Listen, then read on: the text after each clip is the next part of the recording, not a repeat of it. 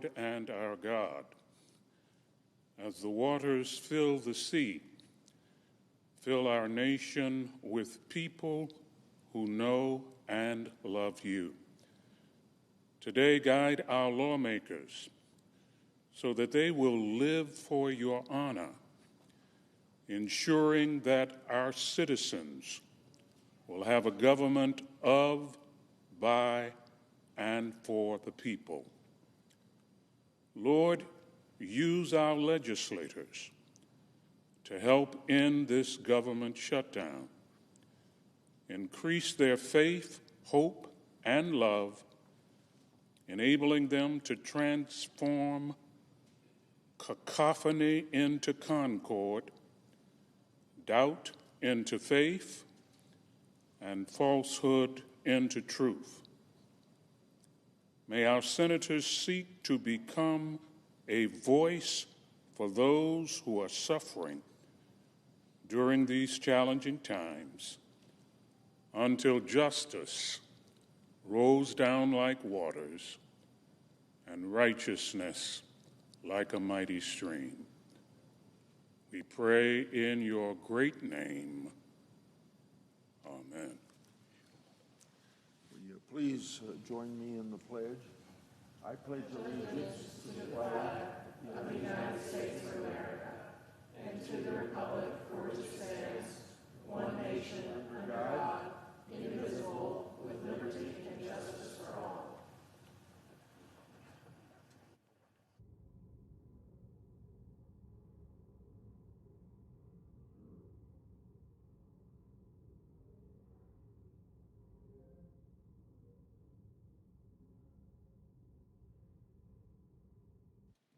Under the previous order, the leadership time is reserved.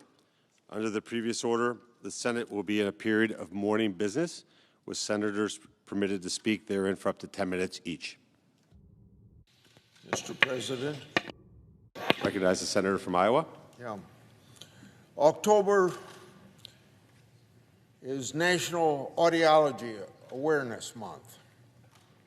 It also happens to be the 3-year anniversary of the bipartisan Over-the-Counter Hearing Aid Act regulations going into effect. You see this on television now, advertisements for Over-the-Counter Hearing Aid Act. Before this legislation was passed, there was a whole bunch of red tape you had to go through to buy very expensive hearing aids. Now they're more affordable. Now, while it took too many years for the Food and Drug Administration to issue these regulations 3 years ago, it followed my bipartisan 2017 law. I'm glad Americans now have access to safe, effective, and affordable hearing aid over the counter.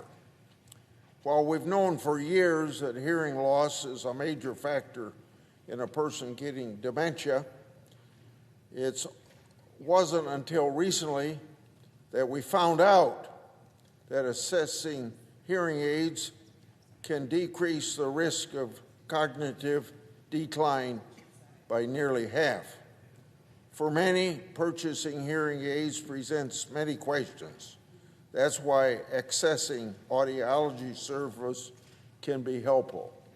To access audiology services, like a diagnostic test under Medicare, a physician's order is required. That requires more time and a great number of hoops to jump through. I want people to know that I support cutting this unnecessary red tape. That's why I've partnered with my colleagues to introduce a legislation called the Medicare Audiology Access Improvement Act. Our bill will let seniors access a full range of hearing health services provided by licensed audiologists without the red tape. During Audiology Awareness Month, Americans should be aware that they can access hearing aids over the counter and Congress is working hard to improve access to those audiology services. I yield the floor.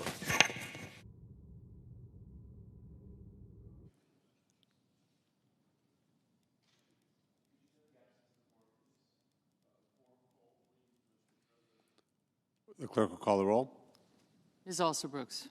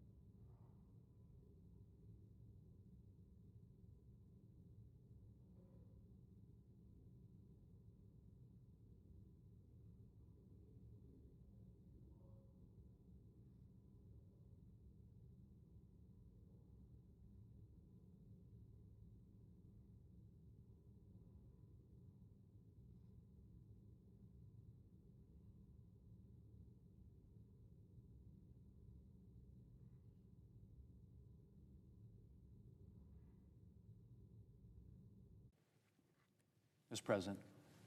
I recognize the Majority Leader. Thank you, Mr. President. Mr. President, I ask unanimous consent the quorum call be suspended. Without objection. And I move to proceed to calendar number 168, H.R. 5371. The clerk will report. Motion to proceed to calendar 168, H.R. 5371, an act making continuing appropriations and extensions for fiscal year 2026 and for other purposes. Mr. President, this is a quote. The path forward for Congress is clear.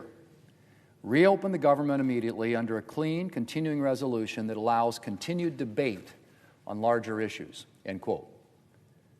Mr. President, that is from the President of the American Federation of Government Employees, a labor union, I would add, most often aligned with Democrats. But this is what AFGE's president says, and I quote, "It's time to pass a clean, continuing resolution and end this shutdown today," end quote. Mr. President, I couldn't have said it better myself. And actually, I've been saying that for about a month now.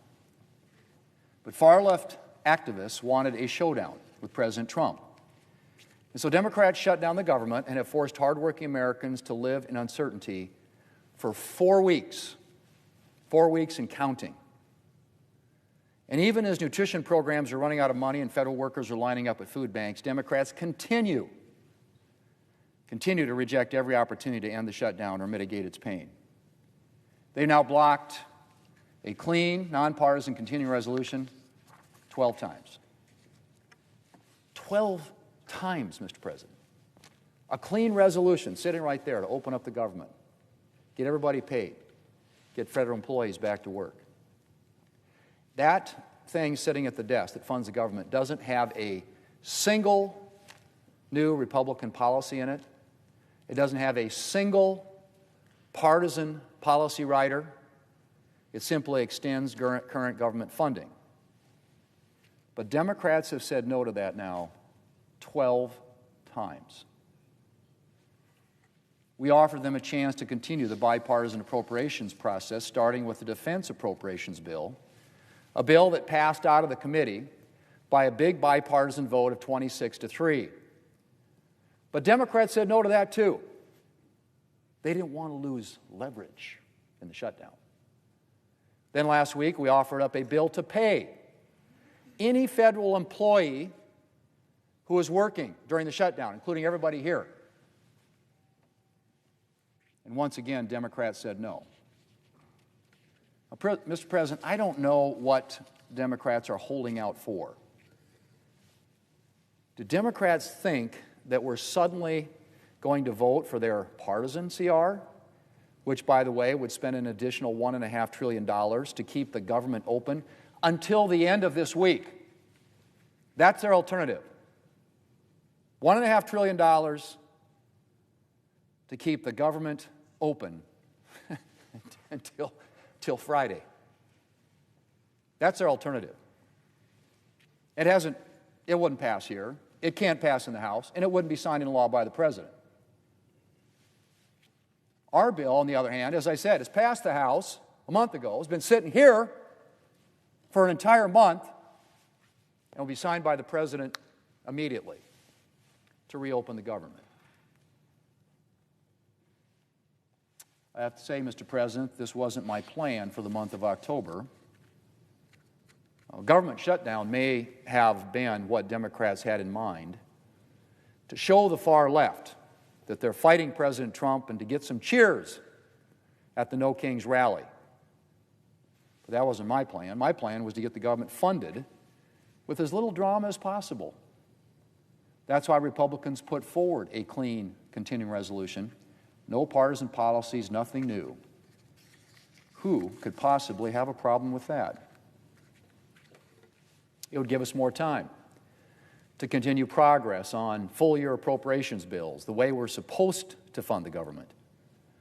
Now, I would realize that would be out of the ordinary given the past few years under the Democrat majority and Leader Schumer, but I was clear from the day I took office that I wanted to do things differently around here. My goal was to have an open process, conducted through regular order, something that I think is in the best interest of this institution and of all senators, both sides of the aisle. And I know I was not alone in wanting an open process.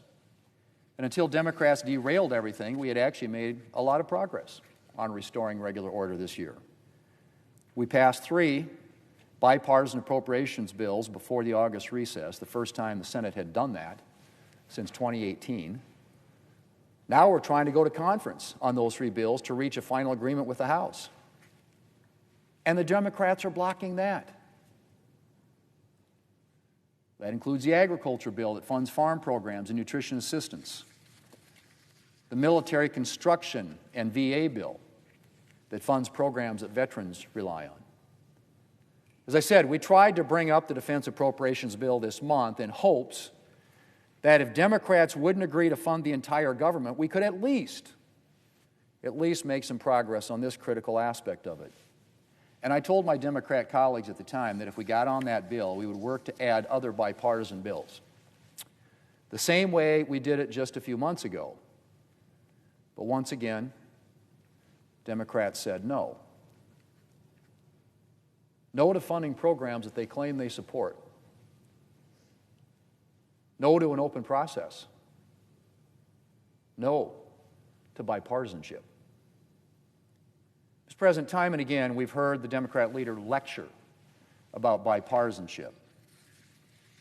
So why is his caucus blocking progress on bipartisan appropriations bills?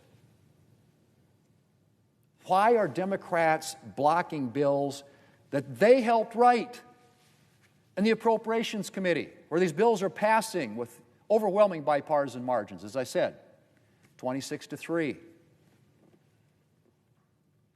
Why are they upending a bipartisan process that benefits all senators on both sides of the aisle? The senior senator from Hawaii said recently, and I quote, "We still have hope for the appropriations process. There's a bipartisan desire to get something done and avoid a full-year continuing resolution," end quote.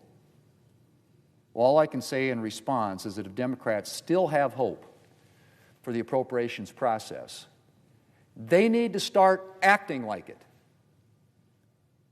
We're running out of time.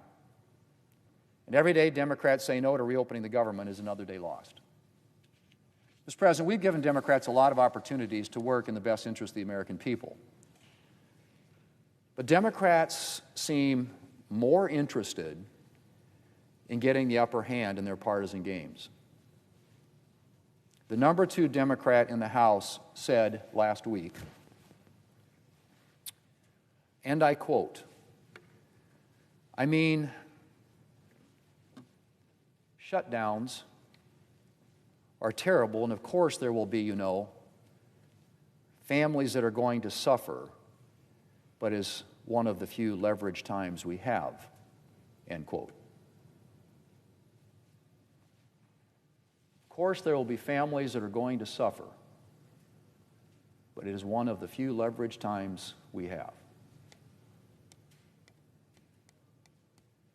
That from the second-ranking Democrat in the House of Representatives. I think it describes where we're at, Mr. President. Sure, people are suffering, but Democrats need their leverage. Are they serious? Mr. President, I end as I began, quoting the president of a major labor union and a Democrat ally. This is the quote: "The path forward for Congress is clear. Reopen the government immediately under a clean continuing resolution that allows continued debate on larger issues," end quote. Mr. President, I yield the floor and I suggest the absence of the quorum. The clerk will call the roll. Zalsa Brooks.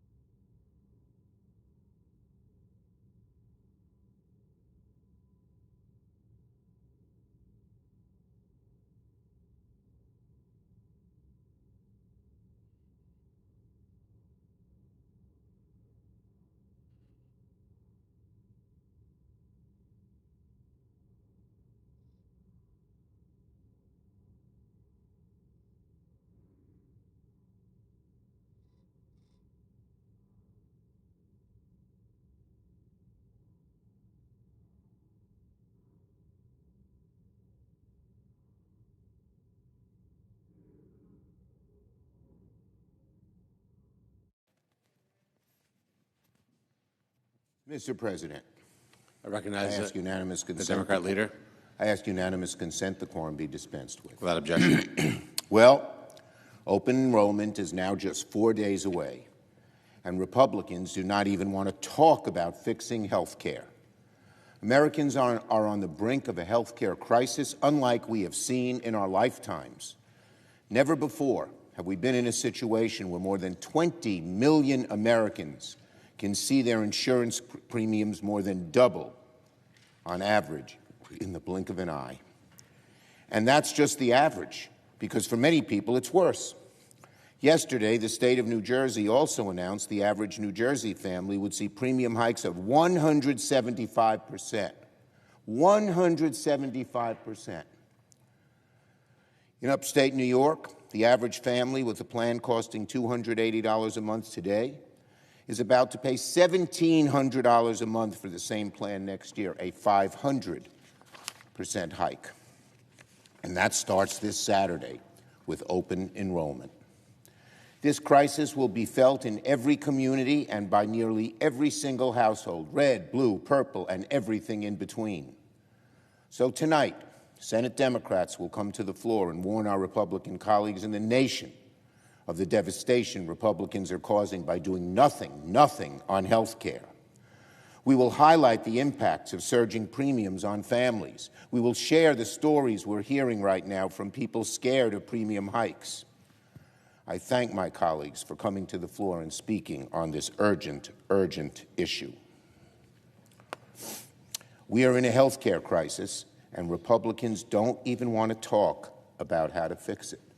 The president isn't even in town, as Americans are about to be devastated by the bills they'll receive on health care. The president's on the other side of the world, instead of being here in Washington working with Congress to lower health care premiums. And when the president is in town, what's he focused on? Instead of being focused on fixing health care, Donald Trump's sending $40 billion to Argentina, spending $300 million on his ballroom, and giving Kristi Noem $170 million for 2 big private luxury jets. Meanwhile, millions of hungry kids and working families are about to lose SNAP benefits to buy food because Donald Trump has ordered the Department of Agriculture to rip up its own contingency plan. Isn't that a disgrace? Using hungry kids, hungry parents, hungry veterans as hostages. Cruel. Let's be clear about the facts. There is somewhere around $5 billion in emergency funds that could be used right now to ensure parents and kids don't go hungry when SNAP runs out this Saturday. The USDA said weeks ago that contingency funds were, quote, available to fund participant benefits. That's the U.S. Department of Agriculture, Trump's own cabinet position. But now they've reversed course and literally wiped their plan from their own website because Donald Trump has ordered them not to use this funding.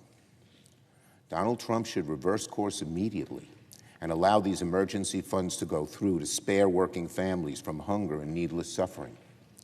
What the administration is doing, ordering the U.S. Department of Agriculture not to use emergency funds to keep SNAP afloat, is an act of cruelty. Cruelty. The same administration that gifted Argentina a $40 billion bailout and cut taxes for billionaires by $1 trillion is now telling hungry kids, you're on your own. And what about Republicans in Congress? Today, Leader Thune will force yet another vote on a Republican CR that has zero bipartisan input. It's a partisan bill and does nothing, most importantly, does nothing to solve the ACA crisis.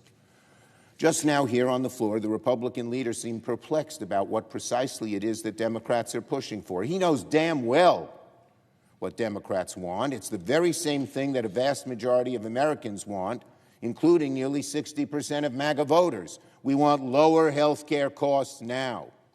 We want to solve the ACA premium crisis now. Open enrollment is just days away. We want lower costs, better health care, and to reopen the government. Let me repeat again what Democrats want so the leader can hear it loud and clear, the Republican leader can hear it. We want lower health care costs, fix the ACA premium crisis, and reopen the government. We Democrats have been calling on Republican leaders to sit down with us and negotiate and address this crisis since the summer. But even now, Leader Thune insists we should fix ACA premiums later, not right away. This is not good enough for the American people, because Americans know when it comes to health care, when Republicans say later, they mean never. Meanwhile, the House of Representatives has become a ghost town. It's been 39 days since members of Congress have shown up for work. We all know what's going on here. Speaker Johnson's simply afraid to bring the House back because the minute he does, a good number of House Republicans will start saying exactly what many of us are calling for, that we need to address the ACA premium crisis as soon as we can.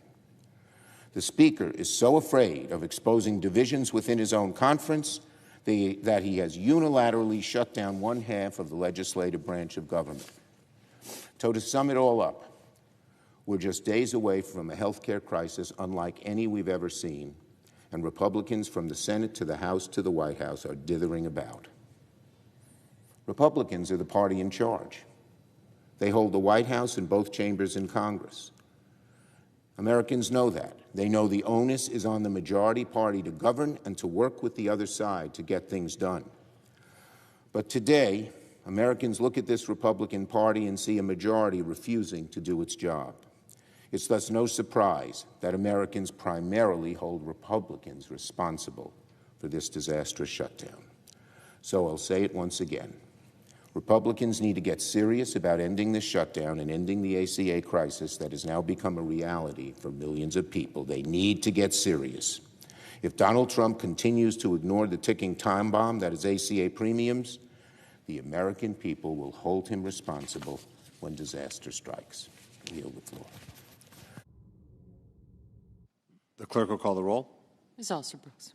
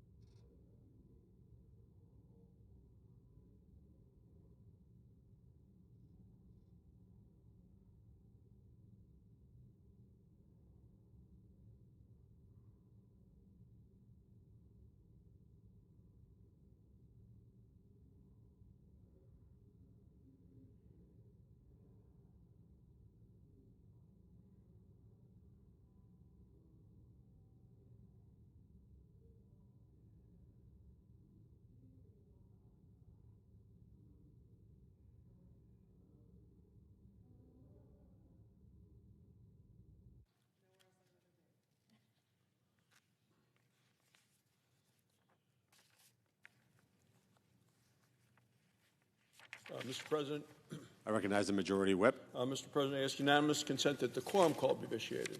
Without objection. Mr. President, I ask unanimous consent to waive the mandatory quorum calls with respect to the cloture on the Pratt and the LaCour Jr. nominations. Without objection. Thank you, Mr. President.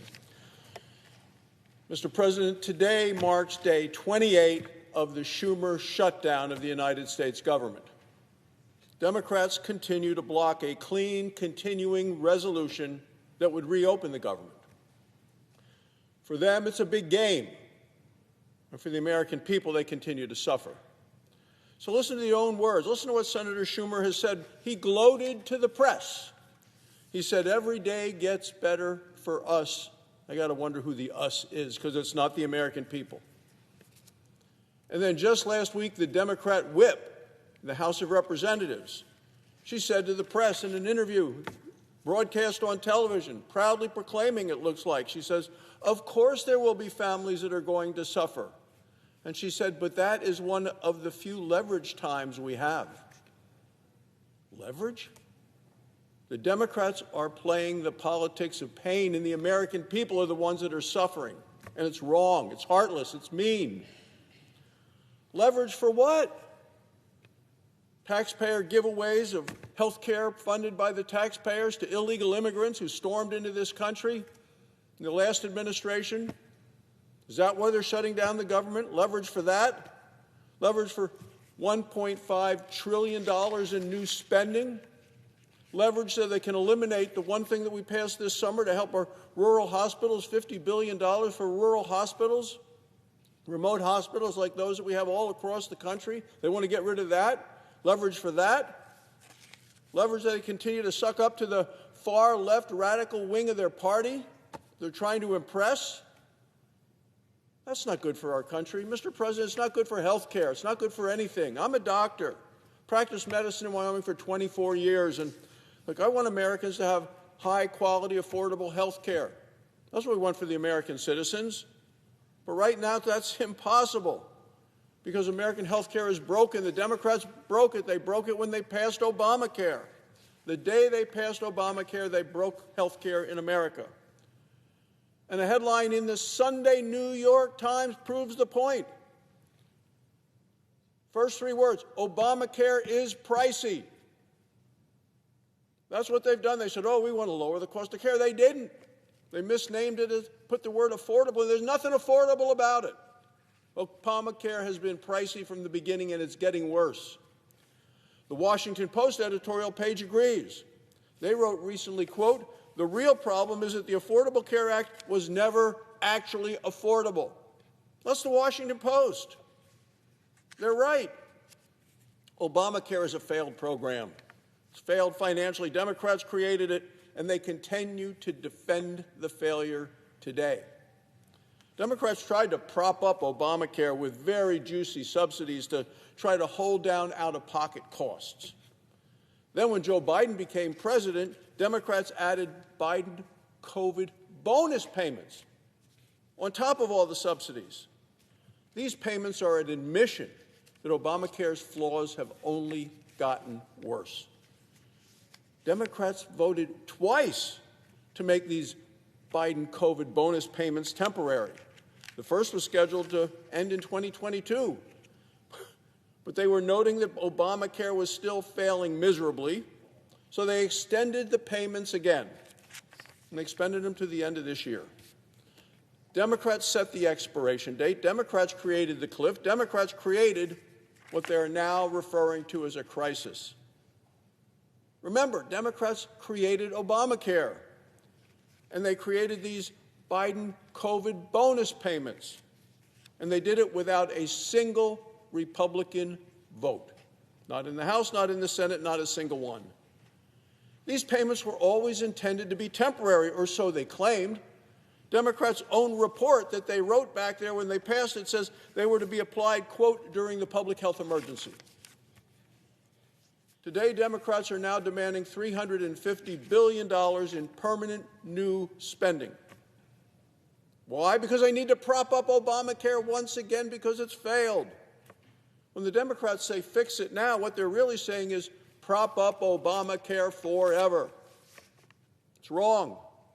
COVID is over. Democrats probably didn't see the memo. Maybe they don't realize it's over. They're still trying to go after money for COVID.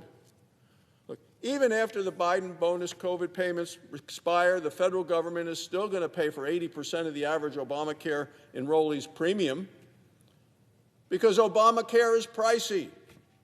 That's what the New York Times tells us. What is expiring now is this added cash that Democrats paid insurers during the pandemic. Money didn't go to private individuals, didn't go to the citizens, it went to the insurance companies. They won't tell you that either.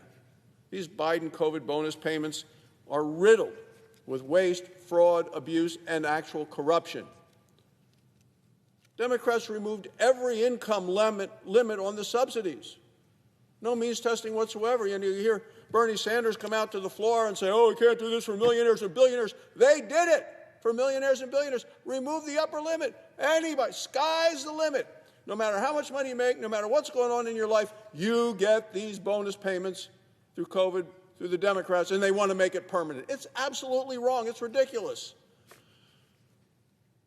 In 2024, 12 million people that they've enrolled in this program got insurance that they never used.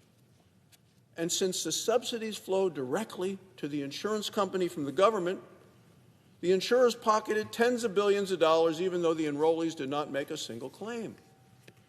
So how does that happen? Well, let me talk about some of the waste and some actual fraud and manipulation that's going on, because in 29 states of our 50, more people are claiming full benefits than are eligible for those benefits in the state. How can the Democrats have that to do with that for the last 4 years? That's what we're trying to take a look at and say, Mr. President, this is wrong. 6.4 million people under the Biden administration were improperly enrolled that year. $27 billion paid by hardworking taxpayers for all of these people who were improperly enrolled. At least 1.6 million people were doubly enrolled in both Medicaid and in Obamacare, which of course is not allowed. It's illegal. You can't do it. Democrats allowed it to happen because they don't care. They've never shown they care.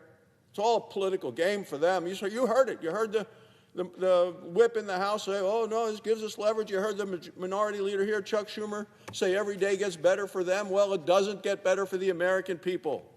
This isn't about making health care more affordable. This is a direct theft of taxpayer money. And it's all to prop up a program that they named after President Obama, Obamacare, and it's a program that never worked. Health care costs continue to go up. Obamacare failed to address that. And as even the New York Times said on Sunday, Obamacare is pricey. So what caused those prices to go up? Well, Democrats did, of course. When government pays any price, insurers can charge any price. It's exactly what's happening today. And now it's the American families who are paying their taxes who are paying the price. Republicans will not allow Democrats to paper over the inadequacies of Obamacare. We want to get to the root cause of the cost of high medical care. Democrats are protecting waste, fraud, abuse, and corruption. At the same time, federal workers are getting and going on unpaid. Enough is enough. Even liberal labor unions are fed up with the Democrats' politics of pain. And we've seen it. Finally, yesterday, the American Federation of Government Employees urged Democrats join Republicans, reopen the government.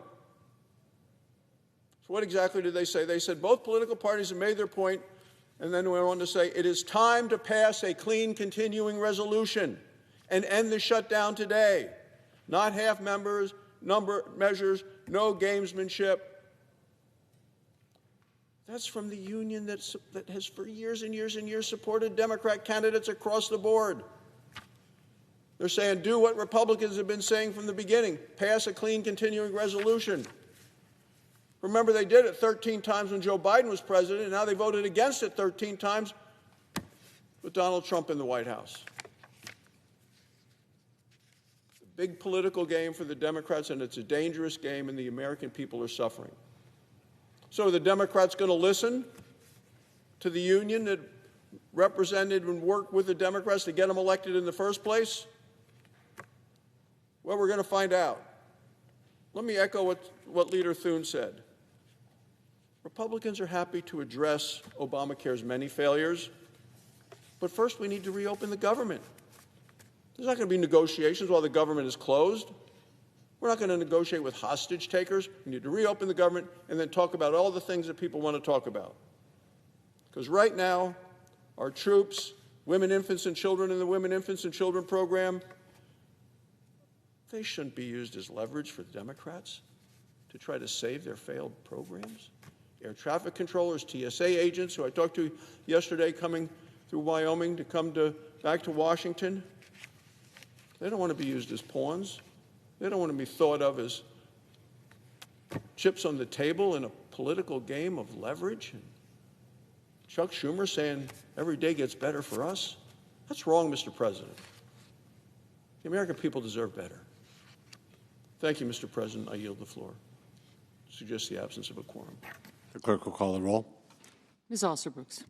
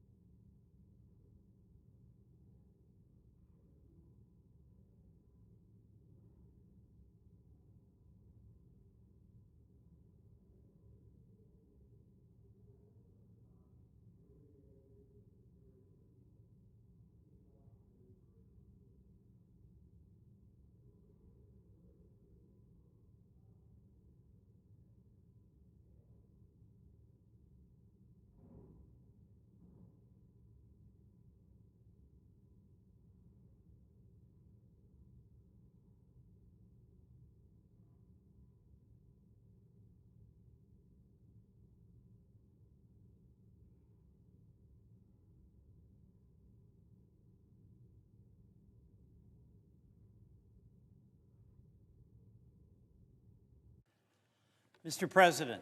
I recognize the senator from Vermont. Mr. President, our president. We're in a quorum call. Oh, I'm sorry. Thank you, Mr. President. I move that we dispense with the quorum call. Without objection. Thank you, Mr. President. Mr. President, the President of the United States says that the United States is at war. In the past 7 weeks, President Trump has ordered U.S. forces to take military action to destroy 10 boats in international waters.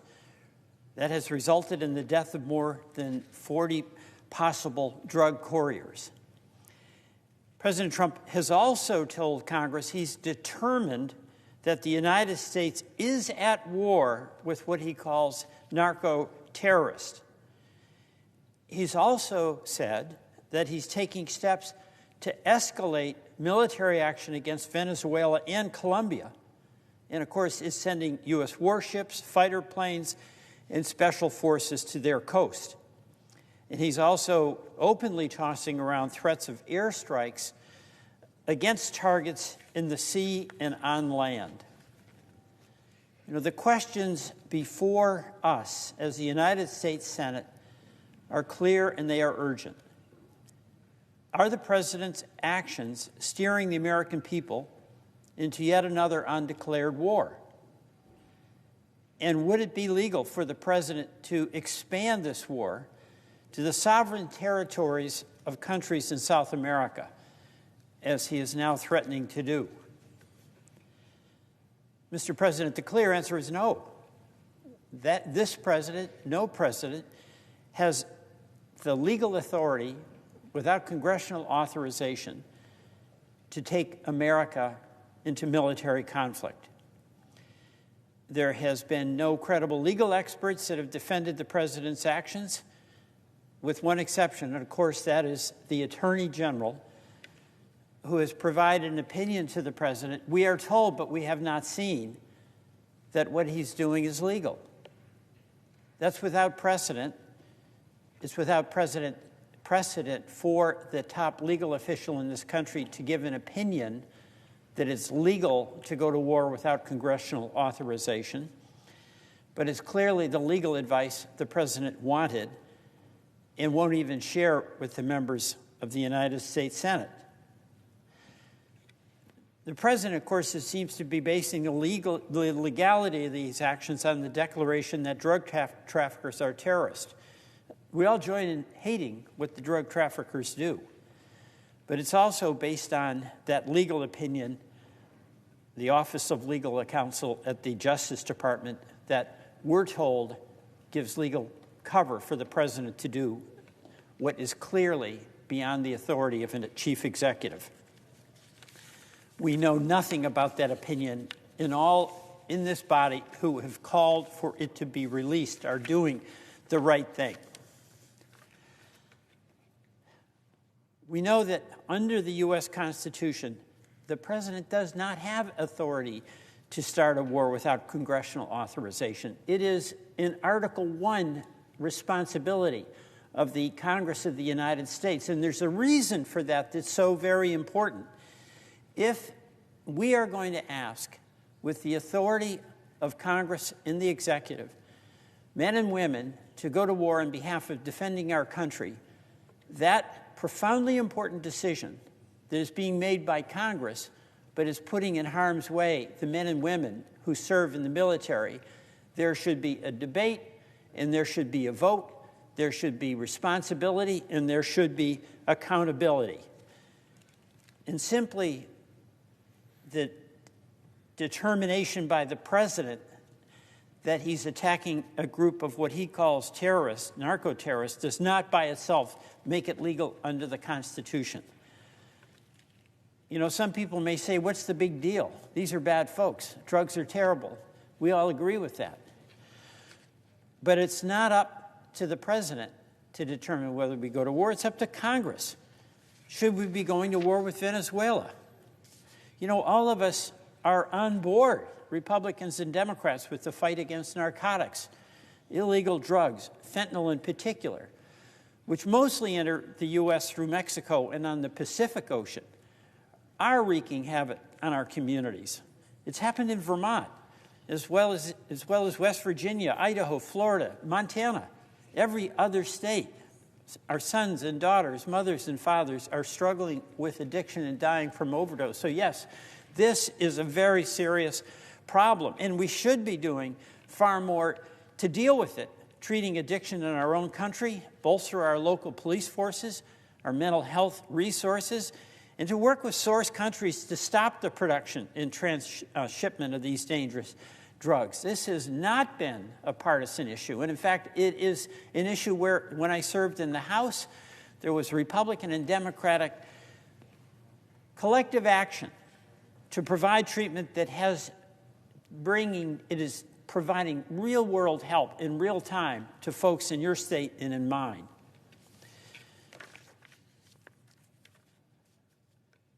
But laws matter, and the Constitution matters. If the president does want to start a war, if he wants to put America's troops in harm's way, he needs to seek authorization from Congress. And as my colleagues and I know too well, the United States has a very unfortunate history of wars, forever wars, started by presidents who misrepresented the facts. From the USS Maine incident used to justify the war against Spain, to the Gulf of Tonkin resolution incident to justify the Vietnam War, 60,000 young Americans killed, to President Bush's stretching of the facts about Iraq's alleged weapons of mass destruction to launch a disastrous forever war. In each of these cases, majorities of our predecessors on this very Senate floor abdicated their responsibility to question the president's intentions and justifications for war. And that is why I hope that each of my colleagues, each of us here, will join me in questioning the president's legal basis to carry out these killings and to potentially launch attacks against one or more South American countries. We should demand that Congress assert its constitutional obligation to determine where and why the United States goes to war. You know, as I mentioned, we all hate the scourge of drugs. But why are we spending billions of dollars in this effort in Venezuela, while at the same time taking funding away for treatment programs here at home that actually have been proven effective to help the most vulnerable Americans that are actually struggling with addiction to fentanyl and other drugs? The Department of Justice has also diverted thousands of Drug Enforcement Administration funds and other law enforcement personnel from their critical missions to carry out the president's immigration agenda. Yet the department has inexplicably shut down the Organized Crime and Drug Enforcement Task Force, which has been effective in dismantling thousands of criminal organizations, and unilaterally the administration has terminated hundreds of grants that do provide critical funding to state and local law enforcement, folks on the ground in the community, helping folks who are struggling with addiction and helping law enforcement get to the sellers of those terrible drugs. In fact, the administration's fiscal year 2026 budget would slash the high-intensity drug trafficking areas program by more than a third, from $298 million to $196 million. And under the direction of Attorney General Bondi, federal drug prosecutions, I have no idea how this happened, but federal drug prosecutions have dropped to the lowest level in decades, a fact I find shocking. So when the president claims his new war is about protecting America from drugs, it's a fair question, why are we doing so little? Why are we taking money away from treatment? Why are we taking money away from high-intensity drug enforcement? Why are we not prosecuting more, instead prosecuting so much less? Mr. President, it's up to the Senate to do its job. We have seen from history that our failure to assert our constitutional responsibility to decide whether to send our military to war has resulted in grievous suffering for the American people and a weakening of our national security. Mr. President,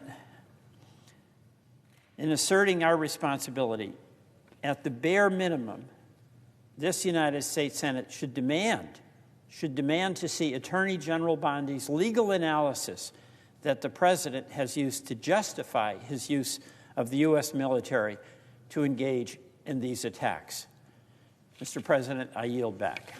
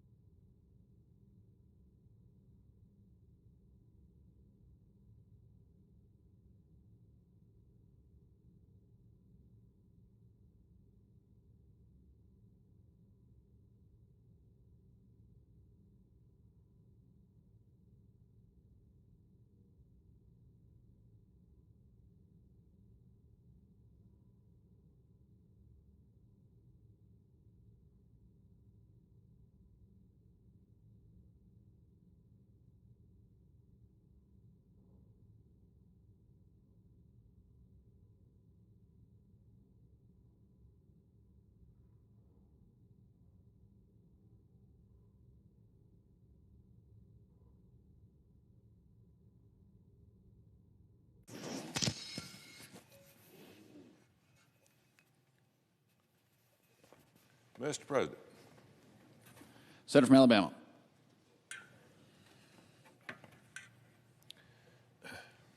Mr. President, I come to the floor today to talk about two bills I recently introduced to shut down Sharia law in this country. I ruffled some feathers a few weeks ago when I came to the Senate floor to talk about what I believe is the greatest national security threat facing the United States of America: radical Islam and Sharia law. The Democrats and the mainstream media, they've been coming after me ever since I started talking about this subject. But after spending 40 years coaching, I don't really care what people think about me. I love this country, and I want to save this country for our kids and our grandkids. You know, I was back in Alabama this weekend, and I heard from countless Alabamians who told me they are 100% behind what I'm talking about. At the end of the day, I work for the great people of Alabama and the great people of this country, not the pearl-clutching media that is out there hammering me every day. Speaking of Alabama, I'm proud that the Yellowhammer State banned Sharia law a long time ago. For too long, people have been afraid to call out radical Islam for what it is.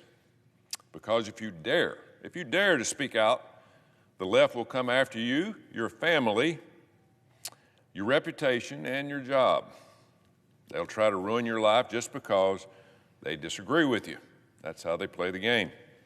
One of the radical left's go-to tactics is to accuse anyone who disagrees with them as being a racist, a bigot, or intolerant.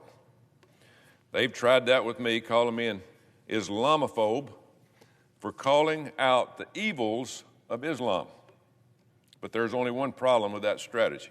One, radical Islam isn't a race, it's an ideology. It's a choice. And I would argue it is a cult. So no, I'm not an Islamophobe. If you want to peacefully practice your religion, that's fine with me. That's what our Constitution gives you the right to do.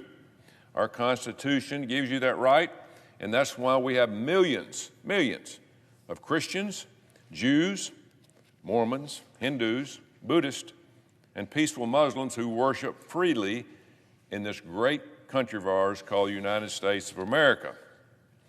But if you come here, you are expected to assimilate to our country and our values. I recently saw a stat that absolutely shocked me. We have 42 million people in this country that are on food stamps. 42 million. You would think these people are just Americans who have fallen on hard times, which is who the program is for. But a disproportionate amount of these 42 million people are immigrants. 45% of Afghanistani immigrants are on food stamps. 42 of the Somalian immigrants are on food stamps. And 59% of all illegal aliens are collecting food stamps. 59%. So clearly, these people are not coming here and assimilating in our America way of life by working hard and taking care of your family. What an idea. They are coming here to mooch off the American taxpayer. It's wrong, and we need to call it out. But beyond the taxpayer concerns, this religion is also fundamentally incompatible with our Western values, so wake up, America. The Quran instructs Islamists to fight Jews and Christians, along with anyone else who doesn't believe in Allah. Simply put, radical Islam teaches that it is righteous to kill Christians. It's righteous. There's no peaceful coexistence with this type of people. None. Just look at the Middle East and North Africa, where Christians and Jews are being slaughtered by the thousand. Where's our media? Where are they at?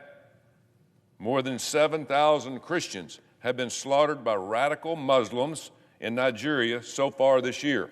7,000. That's 35 people that have been killed every day this year. Where's the mainstream media? How come they're not talking about that? Radical Islam demands complete obedience, complete, 100%, and will kill you if you dare to speak out against their beliefs and ideologies. This isn't anything new. Muslims have been fighting to wipe out Christians and Jews for centuries. But now the problem isn't just confined to faraway Middle East. It's happening right here in our backyard in 50 states. We're already seeing cities in Michigan, Minnesota being taken over by Sharia law. In Dearborn, Michigan, a Christian pastor recently protested a street was named after a radical Islamist terrorist. The pastor just complained about it. In response, the Muslim mayor of Dearborn told the pastor that he is no longer welcome in the town and will celebrate the day that he leaves. Think about that. A Christian pastor is being silenced here in America for objecting to a taxpayer-funded road being named after a terrorist. We're losing it. Or take what has been happening in Minneapolis, Minnesota, which has been and seen a massive influx of Somalians moving into their neighborhood. I recently saw a story that absolutely shocked me. More than 75 Somalians have been arrested in a massive scheme where they stole $300 million from a American taxpayer-funded child nutrition program. $300 million. So these Somalian criminals came to Minneapolis. They took advantage of our free schools and our free health care, and then they stole $300 million from American taxpayers right under our noses. Where is the media? Where's the outrage? And where did this money go? Where do you think it went? You guessed it. It went back to Somalia. It's disgusting, and these people should be deported, if not jail for life. In case you're still unclear about the dangers we're facing, here are a few reasons why Sharia law does not work in a Western society like the United States. In America, we value free speech. The U.S. Constitution gives us that right. The First Amendment is what makes this country, America, great. You're allowed to express your opinions publicly without fear of the government arresting you or killing you. But under Sharia law, any criticism that goes against what Muhammad or the Quran says can be punishable by death. Further, under the U.S. Constitution and the First Amendment, equal rights for people of all faiths are protected. Western culture treats everyone equal, regardless of their religious beliefs. Under Sharia law, if you are not a Muslim, you are treated as the enemy. Radical Islam says you can discriminate against and even be violent towards non-Muslims. We see that happening now in Europe, where non-Muslims are being violently attacked every day, all over Europe. It's because Sharia law not only accepts but encourages this type of disgusting behavior. Another major difference between Islam and our Western culture is the way we treat women. In the U.S., marriage happens when a man and woman mutually decide that they want to get married and be with each other. But under Sharia law, older men are allowed to marry 6-year-old girls, which is unbelievable. 6 years old. That's not marriage. In America, we call that pedophilia. But that's just scraping the surface. In Sharia law, women are sold, raped, trafficked, no problem to them. That's their way of life. Women are not allowed to get an education or have a job. They aren't even allowed to leave home without a man escorting them. And women are forced to wear burqas, which cover basically everything but their eyes. Meanwhile, men are allowed to have multiple wives, marry children, and do not have to cover their heads. It makes your blood boil. Not to mention the horrible way that minorities are treated in countries that follow Sharia law. There's no tolerance in these countries. If you live in a country that practices Sharia law and are not Muslim, you're lucky if you aren't thrown in jail or killed.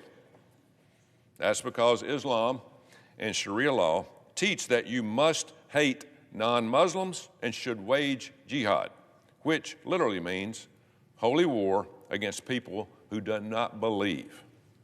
One thing I find particularly ironic is how the left turns a blind eye to the horrible ways LGBT people are treated in countries that follow Sharia law. In countries like Iran, Saudi Arabia, and Yemen, gay people are often given the death penalty. Does that sound like a peaceful, tolerant religion to you? Not me. Unfortunately, this poisonous religion, which I think is closer to a cult, is rapidly growing in this country. Wake up, America. Look no farther than New York, where a radical Islamist, Zohan Mandami, is the front runner to become the next mayor. Mandami has tried everything he can do to hide his radical Islamic beliefs ever since he started campaigning. But he was recently seen in a photo with the co-conspirator of the 1993 World Trade Center bombing. Think about that. And they're getting ready to elect him mayor. The leading candidate for mayor of New York City is cozying up with an openly jihadist terrorist sympathizer. Where are we going?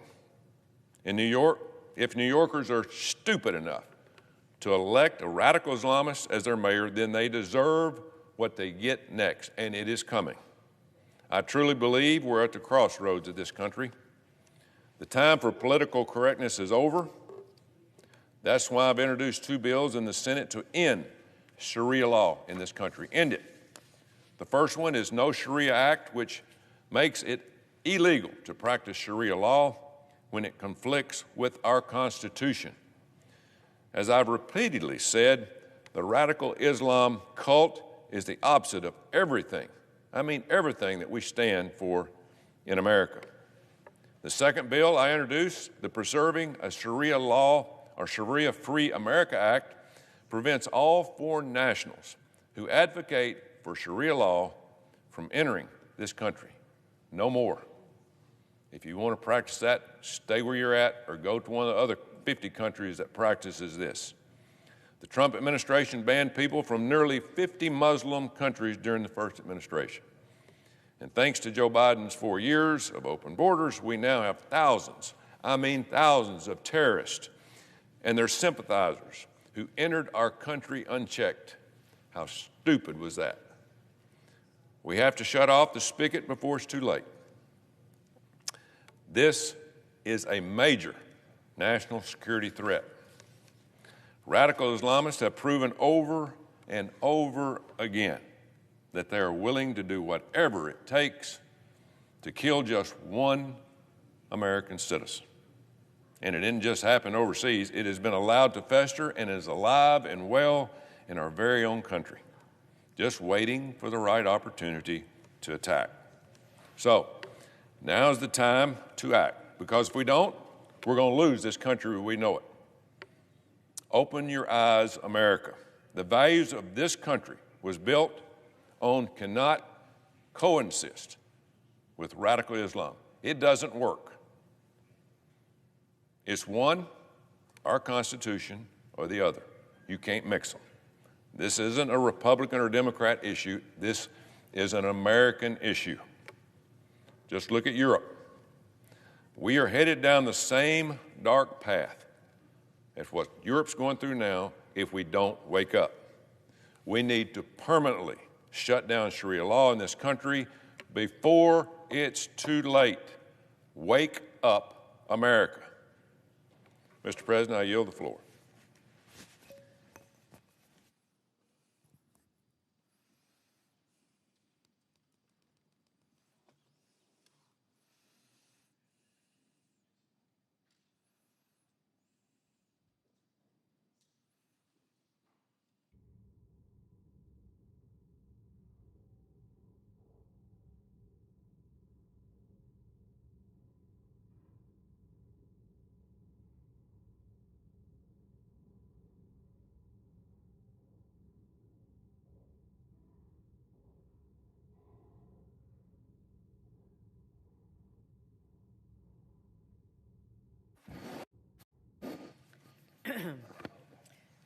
Mr. President. Senator from Nevada. Thank you. Mr. President, Nevadans work hard for their money, really hard, especially right now when they're being squeezed by rising costs as a result of Trump's chaos and his reckless economic policies. Nevadans pay taxes with the expectation that the federal government is going to work for them and provide critical services when they need it. Services that are shamefully being disrupted by the Republican government shutdown. Instead, their taxpayer dollars are being wasted on gold-plated dinners at the White House, count them, two private jets for Kristi Noem, and unbelievably, a potentially multi-million-dollar illegal payment to Donald Trump. So you heard that right. In the middle of a government shutdown that he caused because he refuses to take action to prevent a spike in your health care costs, Donald Trump is seeking $230 million in payment from the Department of Justice. For who? Well, for himself. He's going to use your money to pad his own pockets instead of working with Democrats to take action to make sure that you and your family can go to the doctor without breaking the bank. Trump has even acknowledged that, quote, it's awfully strange to make a decision where I'm paying myself, end quote. And I'm going to go one step further, Mr. President. It's not just strange. It's outrageous. $230 million? All while families are worrying about paying their bills, putting food on the table, and wondering if they'll be able to afford their health insurance for next year. Instead of paying himself, why doesn't Trump put that money towards SNAP benefits, since his administration has decided to renege on its promise to provide the funding to prevent Americans from going hungry? The president has the power to do this. So today, I'm introducing a resolution condemning Donald Trump's decision to pay and enrich himself with your tax dollars. You got that right. He's going to pay to enrich himself nearly $250,000 from Donald Trump to Donald Trump off the backs of the American taxpayer. And if my Republican colleagues who like to stand up here and talk all about cutting costs, cutting wasteful spending, if they want to practice what they preach, they'll support my resolution. They'll stand up to Donald Trump and say, finally, with the gold-plated dinners and the ballrooms, etc., that enough is enough, and it's time to put the American people first. So let's show the American people that at least this chamber still knows the difference between serving the public and serving yourself. So let's pass my resolution right now, today. We can do it. So, Mr. President, I ask unanimous consent the Senate proceed to the consideration of S-Res 470, which is at the desk. Further, I ask unanimous consent that the resolution be agreed to, the preamble be agreed to, and that the motions to reconsider be considered made and laid upon the table with no intervening action or debate. Is there objection? Mr. President. Senator from Florida. Mr. President, reserving the right to object. Today is day 28 of the Democrat shutdown. A shutdown caused by Democrats' complete blind hatred of Donald Trump. They are spending more time attacking President Trump than fighting for the American people who are harmed by their shutdown. Democrats have voted for weeks to deprive our men and women in the military from getting their paychecks. They're stopping Capitol Police, federal law enforcement, air traffic controllers, essential federal employees from getting paid. In just a few days, 42 million people receiving SNAP benefits may not get the benefits they rely on because the Democrats will not support the continuing resolution that most of us don't like. It's the Biden funding. Clearly, my Democrat colleagues are willing to do anything they can to attack President Trump instead of voting to reopen the government and stop this recklessness. The American people are sick of the political games at their expense, and so am I. Therefore, I object. Objection is heard. Mr. President. Senator Nadab. This is extremely disappointing. By blocking my resolution, Washington Republicans are saying that they approve of Donald Trump paying himself a multi-million-dollar settlement using taxpayer dollars. Millions of Americans are missing their paychecks, worrying about paying their bills, losing their SNAP benefits, and wondering if they're going to be able to afford their health insurance next year. My Republican colleagues have lost their way, should be ashamed of themselves for standing up and allowing this lawlessness to happen. Because, like I said, my Republican colleagues like to stand up here and talk about cutting wasteful spending. This $230 million, I would argue, is exactly that. So if they want to practice what they preach, they would actually support my resolution, stand up to this wasteful spending of the president, again, approving himself to pay himself nearly $250,000, and we can show the American people that all of us know the difference between serving the public and serving just one individual, President Trump. I yield. Mr. President. Senator from Florida. If my Democrat colleagues want to make sure people are not getting harmed by losing SNAP benefits or going without paychecks while they show up to work day after day, then they would vote to reopen government. Unfortunately, they've elected to not do that. So I hope my Democrat colleagues will come to their senses and vote this week to reopen government.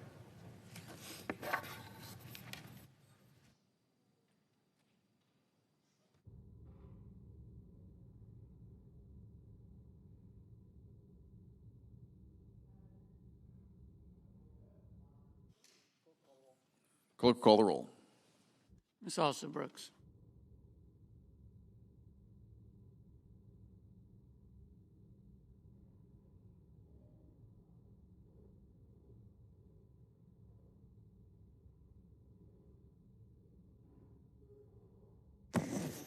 Mr. President, Majority Leader. I move or ask unanimous consent the quorum call be suspended. Without objection. And I move to proceed to the motion to reconsider the cloture vote on October the 14th and a motion to proceed to H.R. 5371. Question is on the motion. All those in favor say aye. Opposed, no. Ayes appear to have it. Ayes do have it.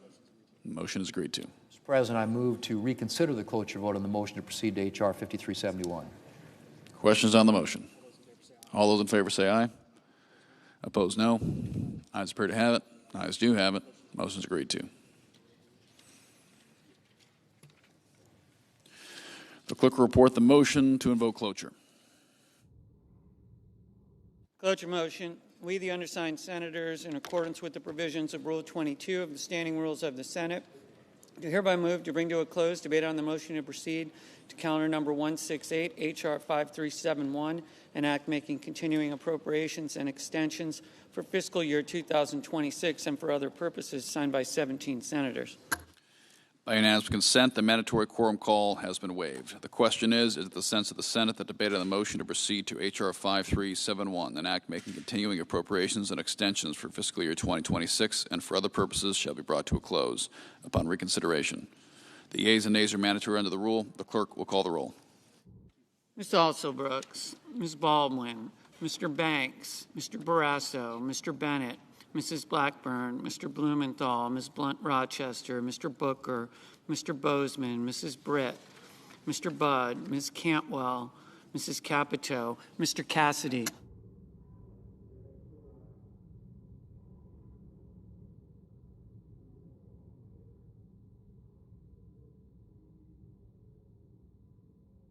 Ms. Collins.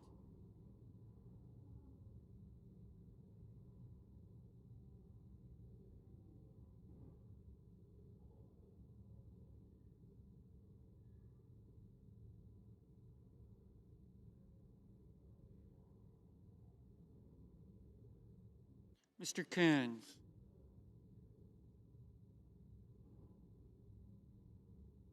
Mr. Cornyn.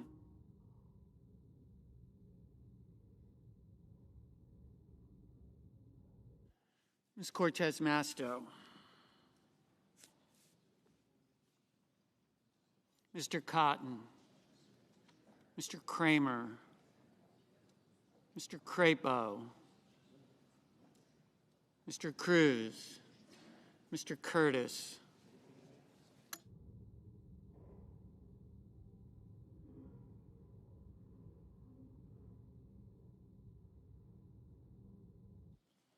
Mr. Daines, Ms. Duckworth, Mr. Durbin, Ms. Ernst, Mr. Fetterman, Mrs. Fisher, Mr. Gallego, Mrs. Gillibrand, Mr. Graham, Mr. Grassley, Mr. Haggerty, Ms. Hassan, Mr. Hawley, Mr. Heinrich, Mr. Hickenlooper, Ms. Hirono, Mr. Hoven, Mr. Husted, Mrs. Hyde-Smith.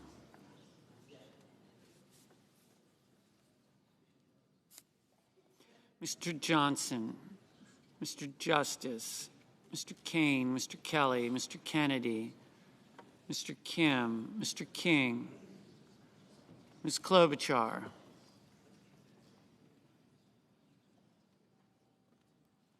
Mr. Langford, Mr. Lee, Mr. Lujan,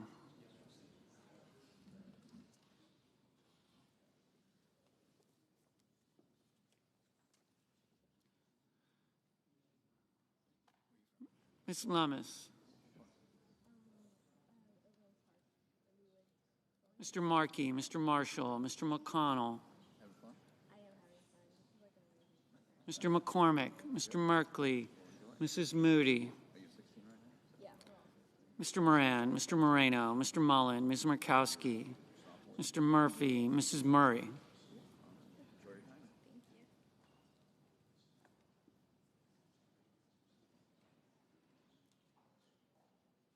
Mr. Ossoff, Mr. Padilla,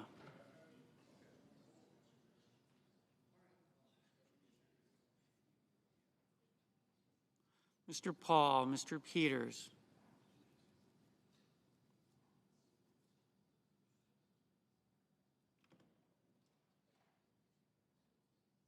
Mr. Reed, Mr. Ricketts, Mr. Risch,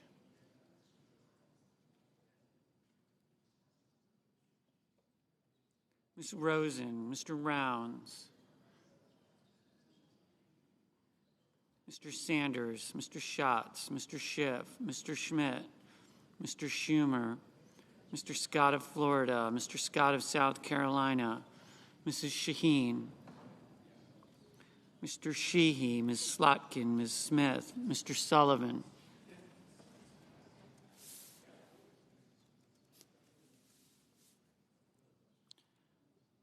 Mr. Thune,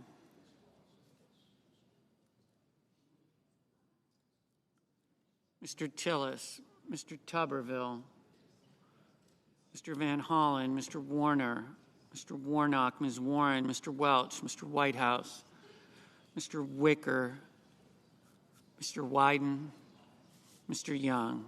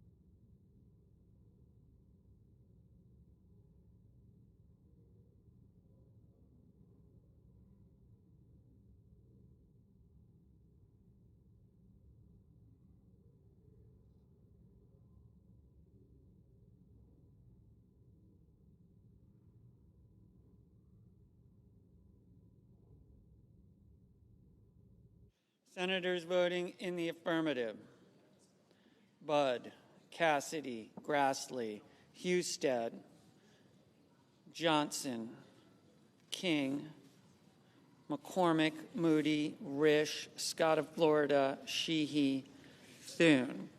Senators voting in the negative: Baldwin, Blunt Rochester, Booker, Cantwell, Duckworth, Hassan, Kim, Rosen, Schiff, Welch.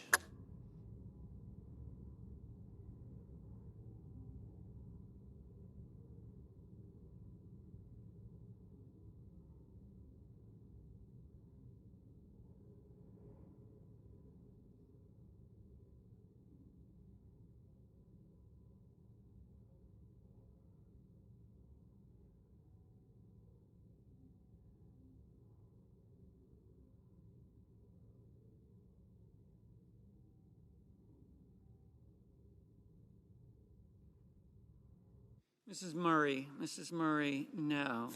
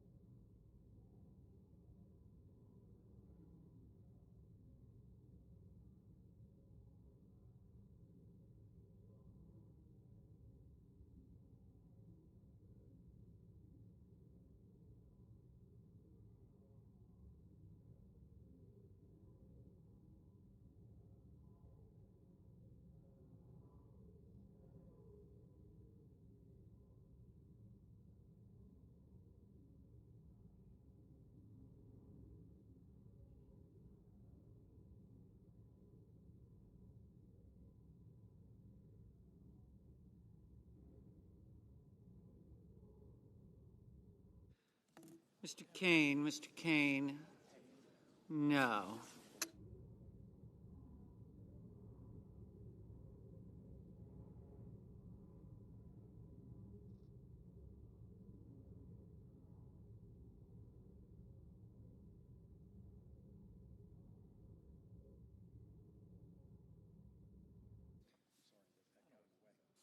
Mr. Barrasso, aye.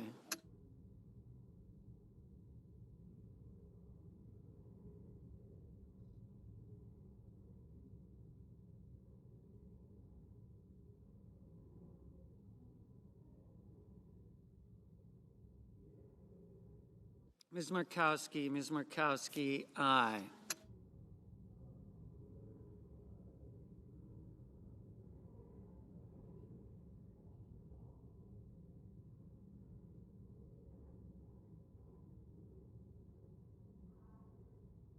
Mrs. Blackburn, aye.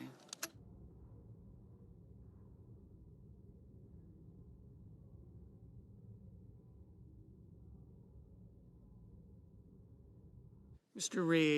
Reed, no.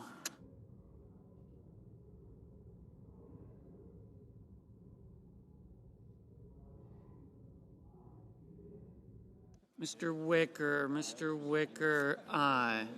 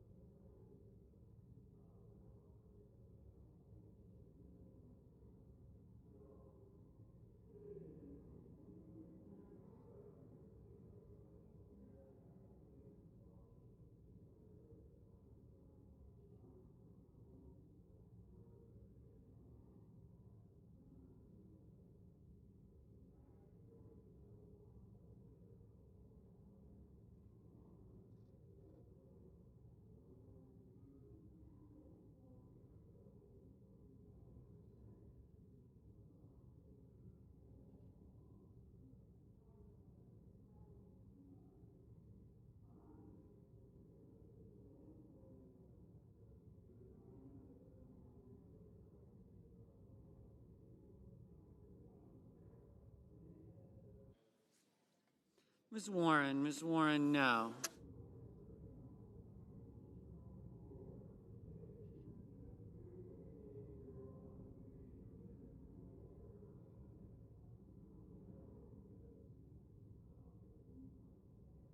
Mr. Daines, aye.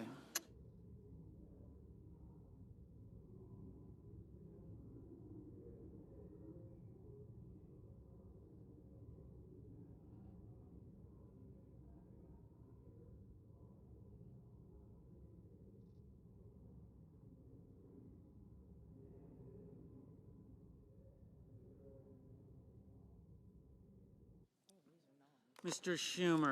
Schumer, no.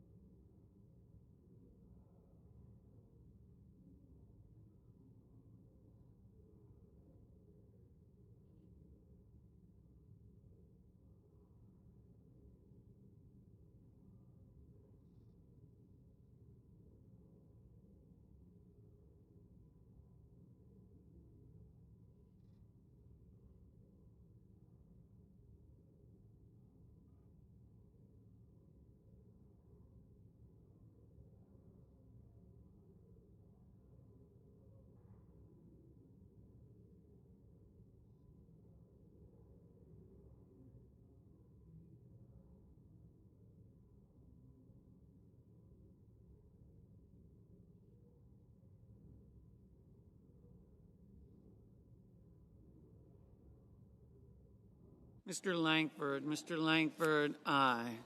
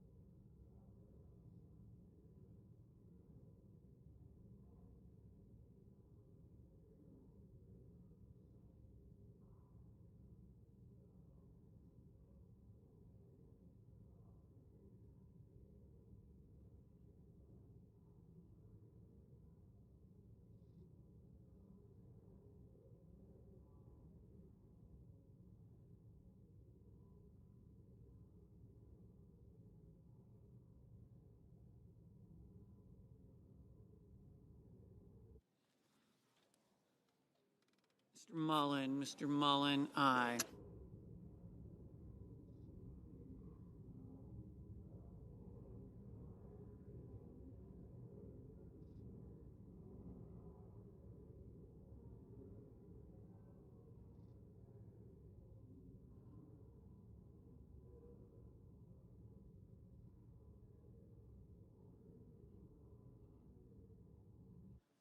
Mr. Warner, no.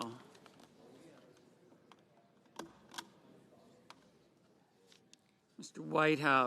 Whitehouse, no.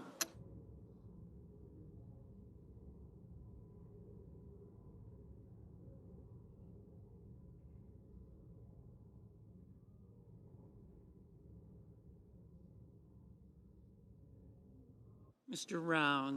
Rounds, aye. Mr. Marshall, aye.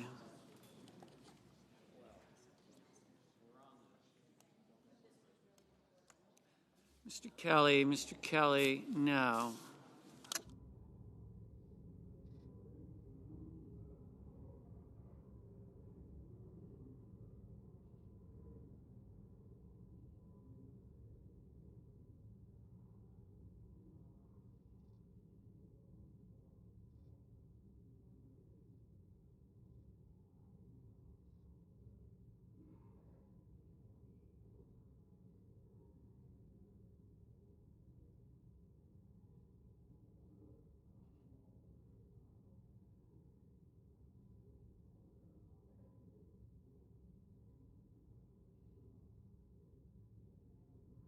Mrs. Hyde Smith, aye. Mr. Graham, aye. Mr. Ricketts, aye.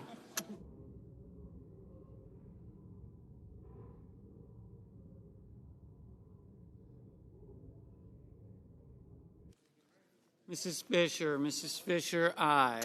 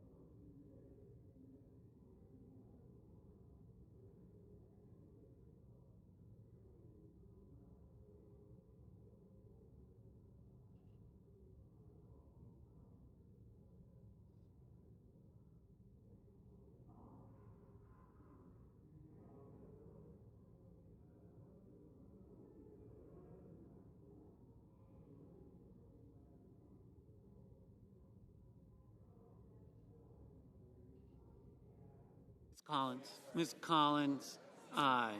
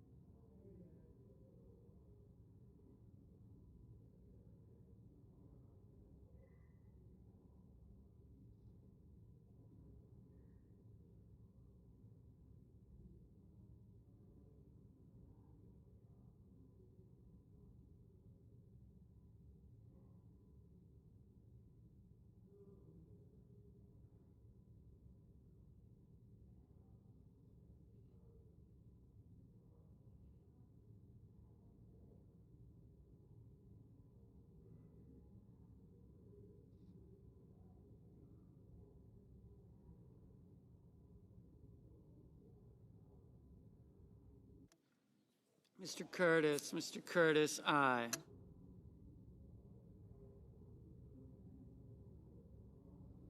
Mr. Sullivan, aye.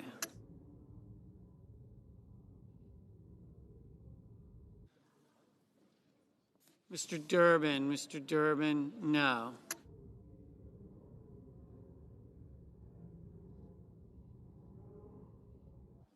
Mr. Schatz, no.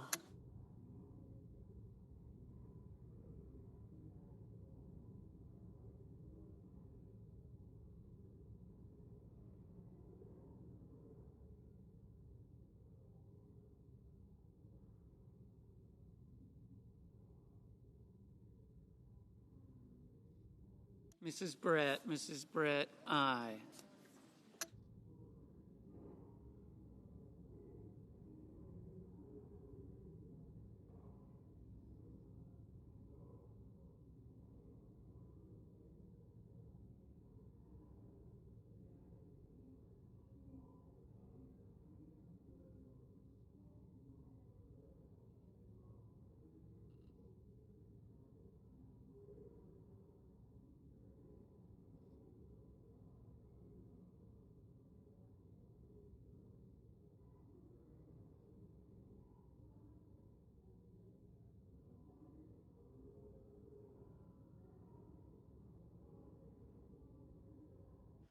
Mr. Van Hollen, no.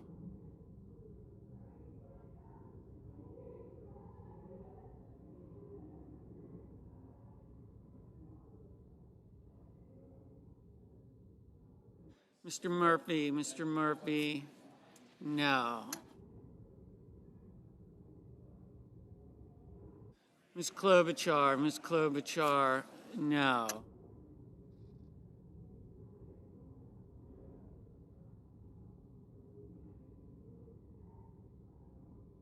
Mr. Young, aye. Ms. Ernst, aye. Mr. Paul, no. Mr.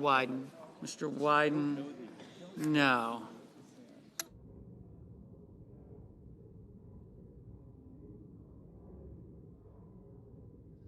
Mr. Hoven, aye.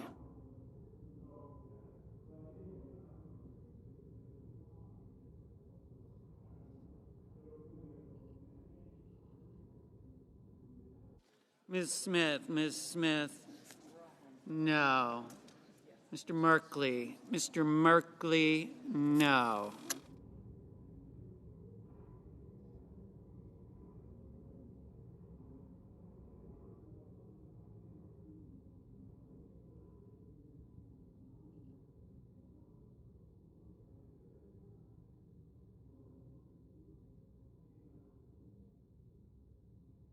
Mr. Cornyn, aye.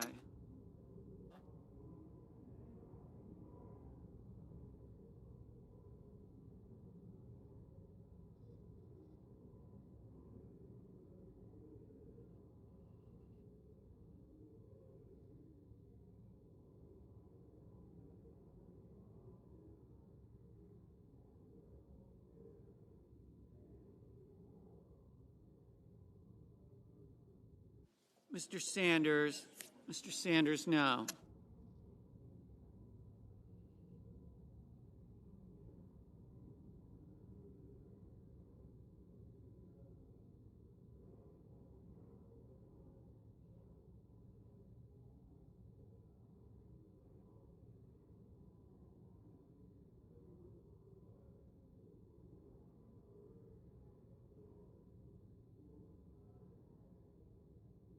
Mrs. Gillibrand, Mrs. Gillibrand.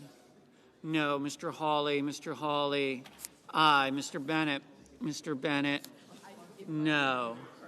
Mr. Blumenthal, Mr. Blumenthal. No. Mr. Cotton, Mr. Cotton. Aye. Mr. Warnock, Mr. Warnock.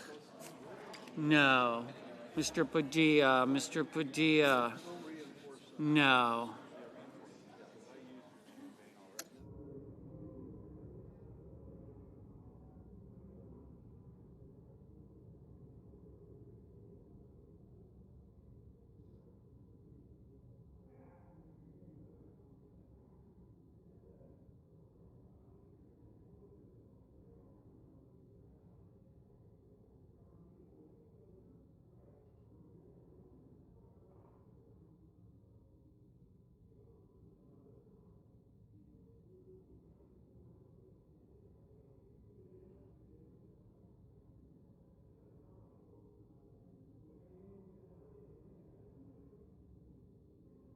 Mr. Moran. Mr. Moran, aye.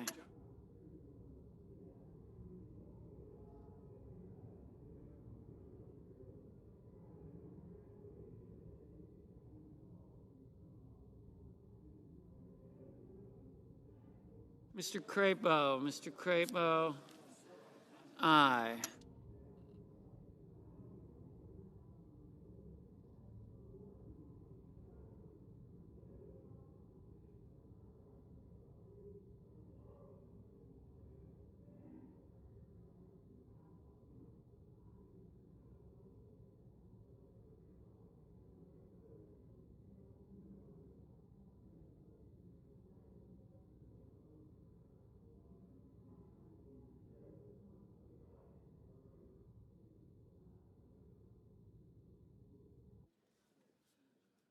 Mr. Tuberville, aye.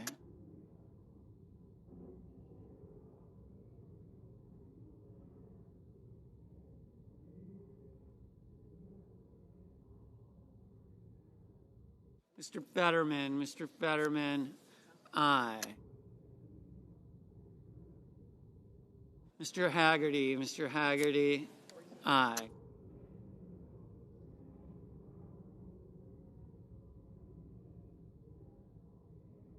Mr. Tillis, aye.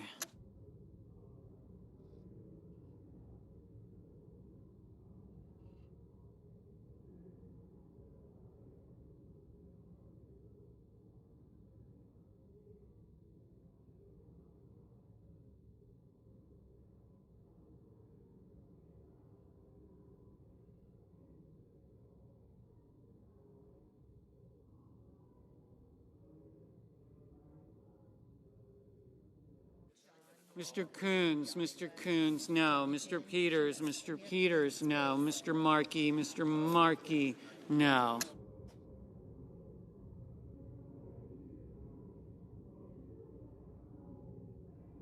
Mrs. Shaheen, no. Mr. Lujan, no. Mr. Bozeman, aye. Ms. Lummis, aye.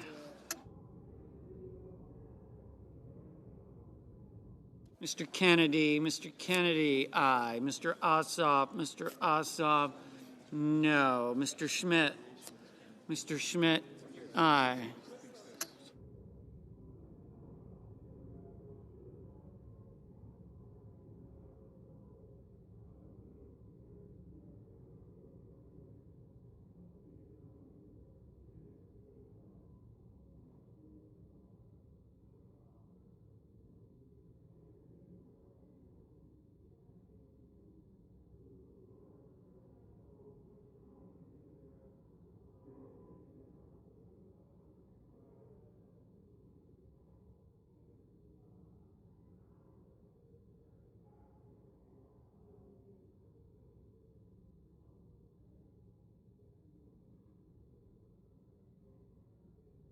Mrs.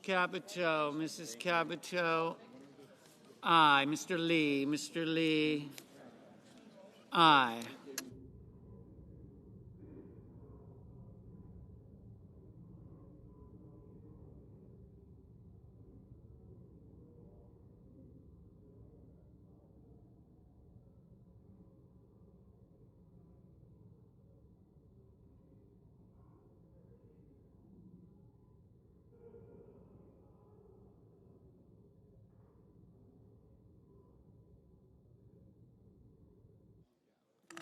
Mr. Gallego. Mr. Gallego. No. Mr. Hickenlooper. Mr. Hickenlooper, no.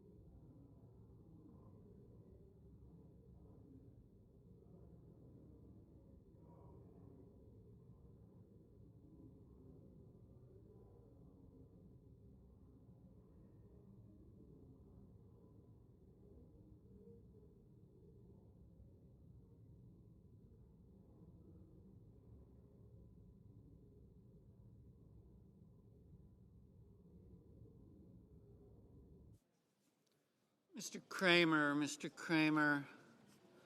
Aye.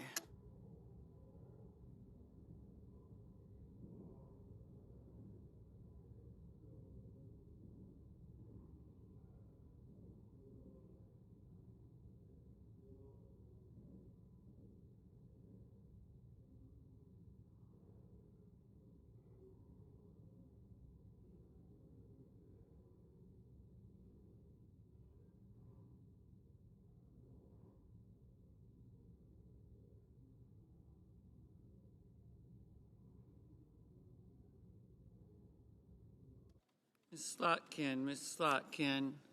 No.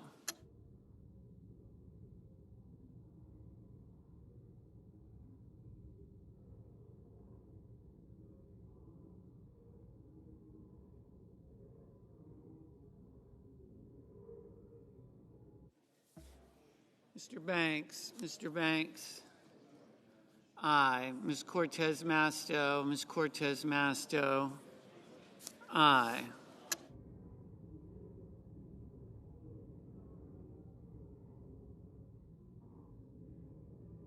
Mr. Scott. Mr. Scott of South Carolina. Aye.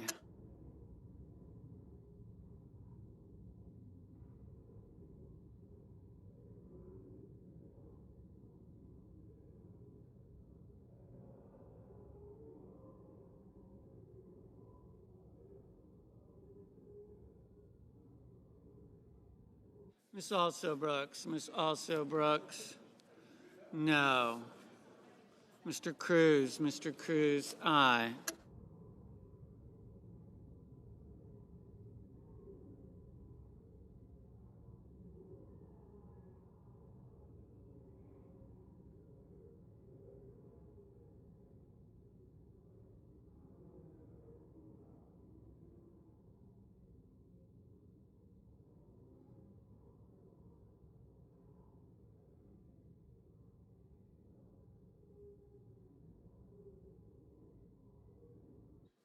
Mr. Rono. Mr. Rono. No.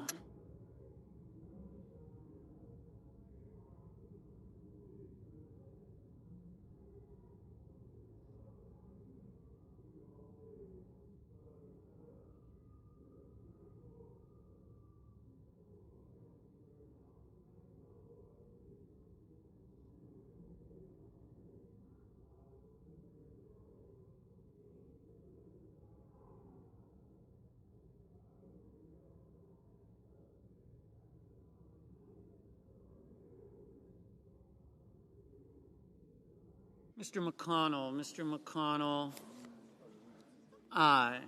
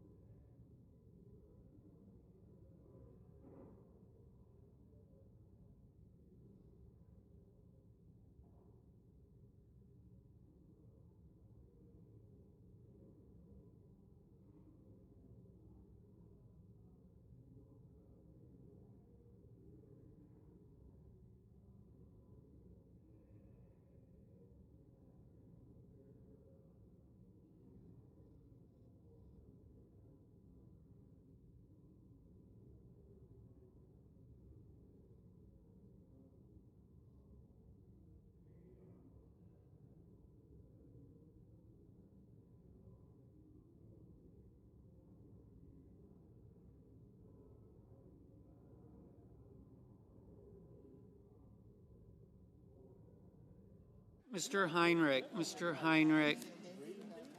No.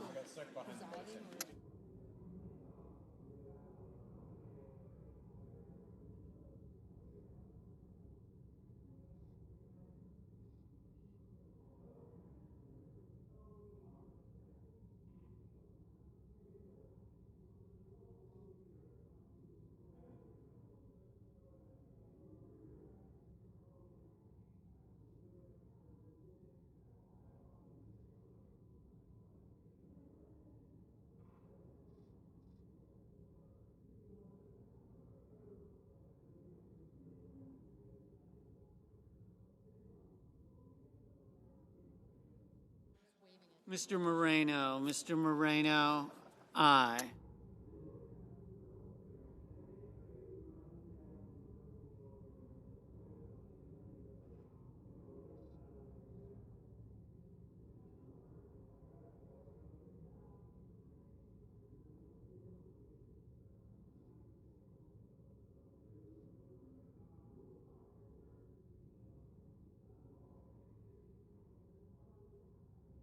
Can you come back?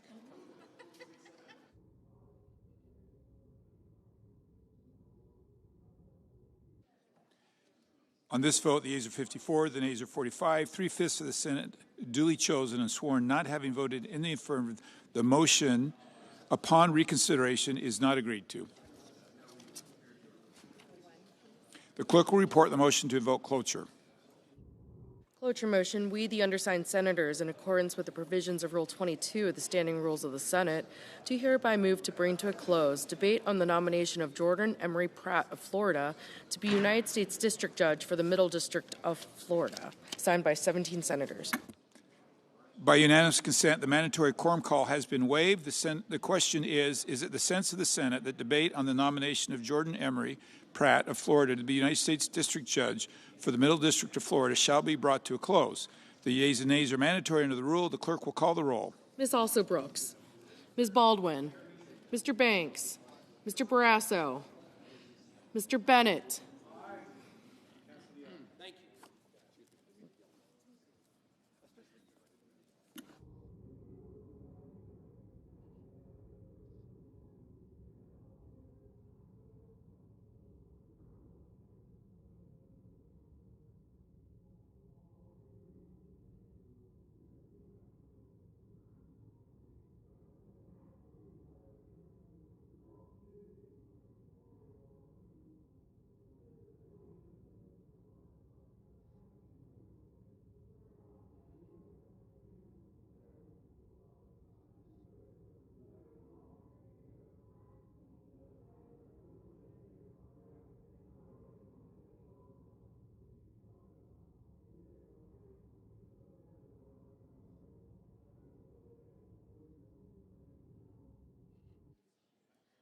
Mrs. Blackburn, Mr. Blumenthal, Ms. Blunt-Rochester, Mr. Booker, Mr.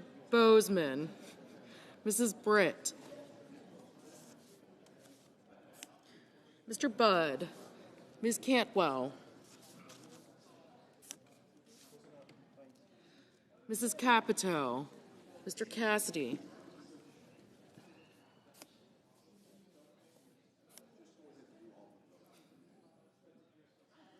Ms. Collins, Mr. Coons,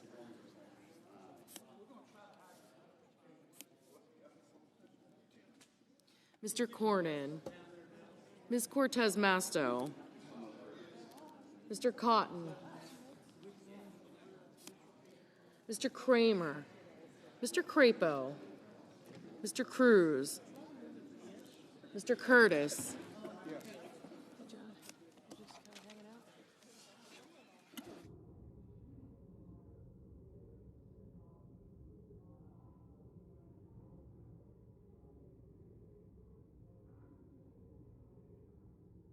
Mr. Daines, Ms. Duckworth, Mr. Durbin, Ms. Ernst, Mr. Fetterman, Mrs. Fisher,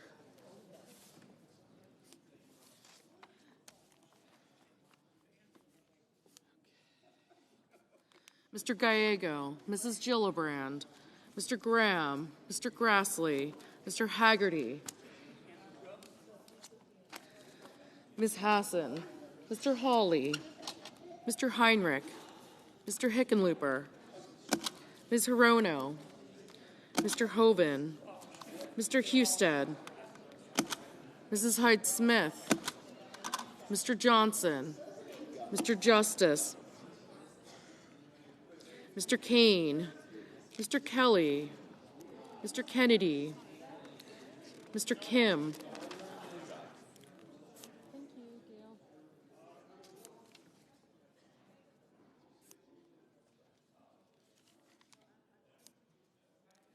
Mr. King, Ms. Klobuchar, Mr. Langford, Mr. Lee, Mr. Lujan, Ms. Lummis, Mr. Markey, Mr. Marshall, Mr. McConnell, Mr. McCormick, Mr. Merkley, Mrs. Moody, Mr. Moran, Mr. Marino, Mr. Mullen, Ms. Murkowski, Mr. Murphy, Mrs. Murray,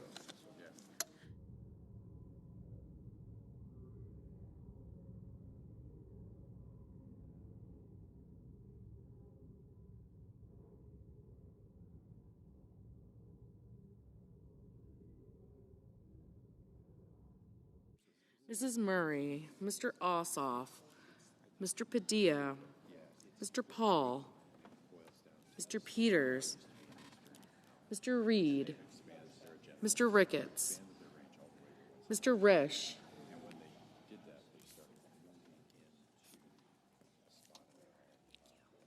Ms. Rosen, Mr. Rounds, Mr. Sanders,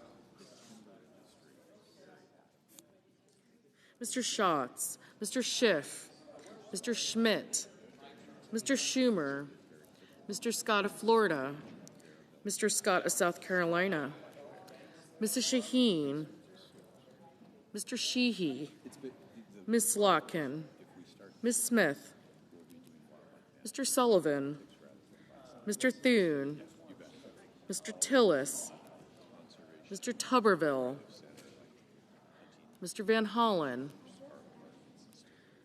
Mr. Warner, Mr. Warnock, Ms. Warren, Mr. Welch, Mr. Whitehouse, Mr. Wicker, Mr. Wyden, Mr. Young.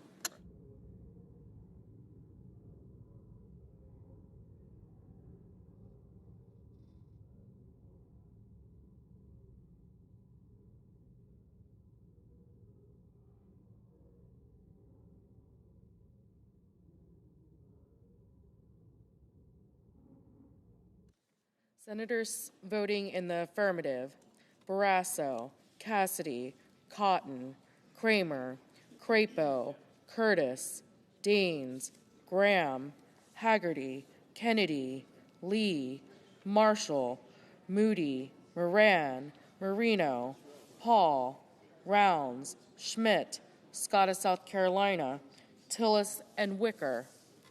Senators voting in the negative: also Brooks, Blunt Rochester, Coons, Duckworth, Fetterman, Heinrich, Hirono, King, Lujan, Padilla, Sanders, Schatz, and Slotkin.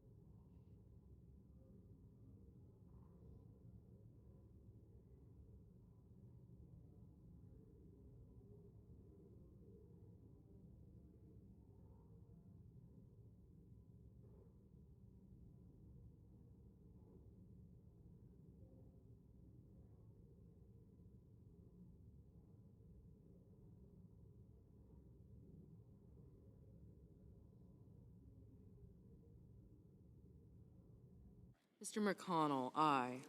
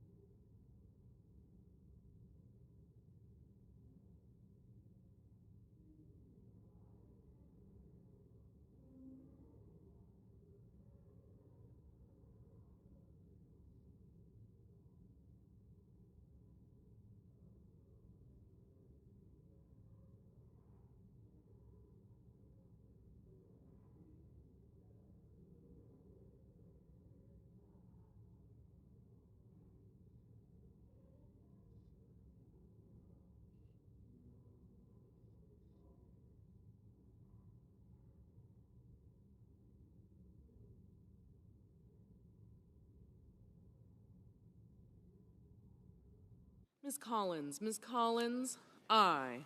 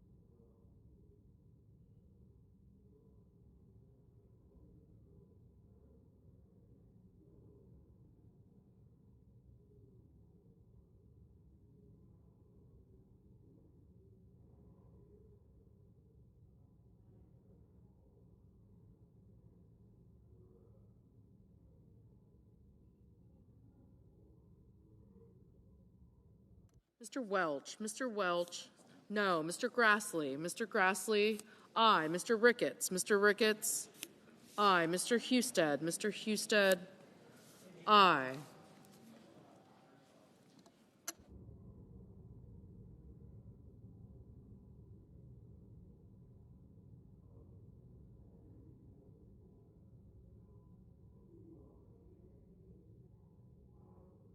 Mr. Wyden. Mr. Wyden, no.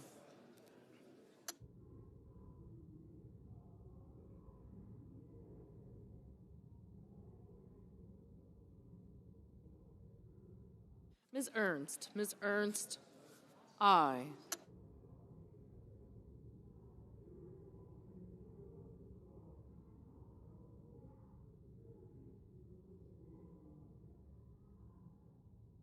Ms. Klobuchar. Ms. Klobuchar, no.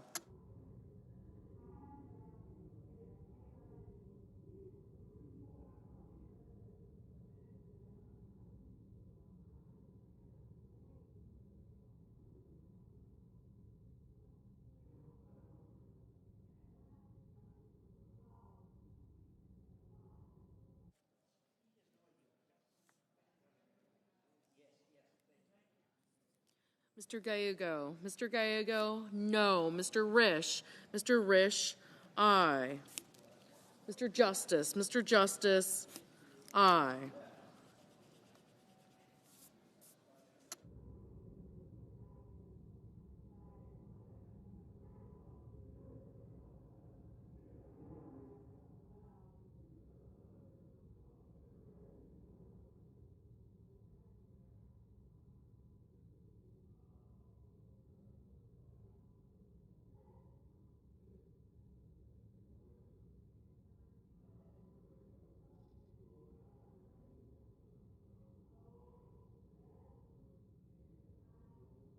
Mrs. Blackburn. Mrs. Blackburn, aye.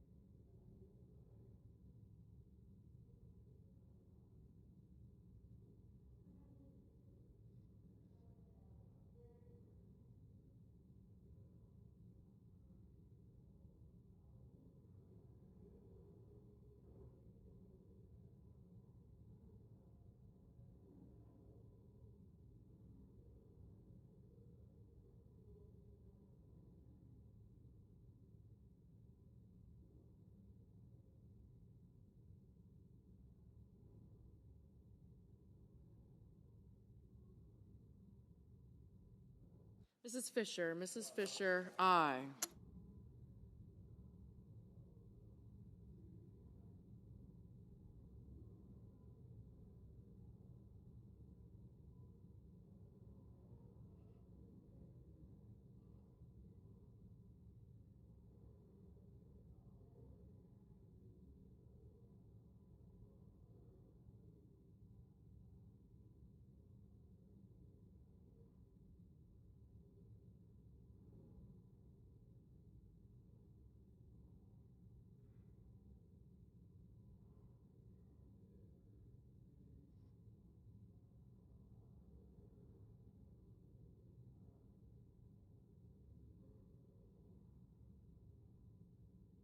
Mr. Cruz. Mr. Cruz, aye.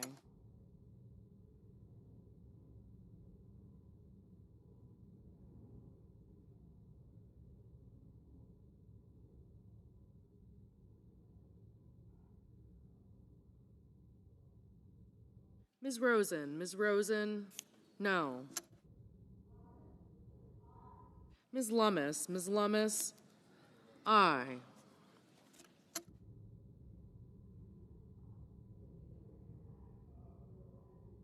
Mr. Cornyn. Mr. Cornyn, aye. Mr. Langford. Mr. Langford, aye. Mr. Bozeman. Mr. Bozeman, aye. Mr. Schumer. Mr. Schumer, no.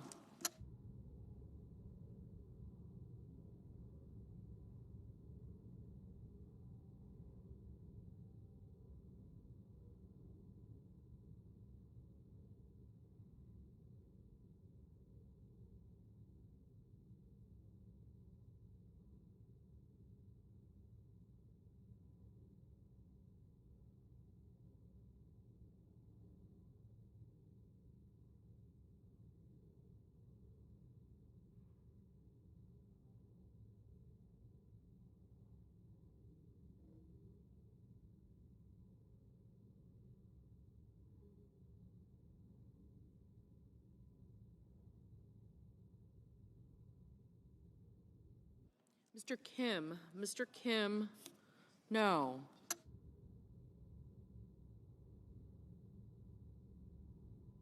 Mr. Bennett. Mr. Bennett, no.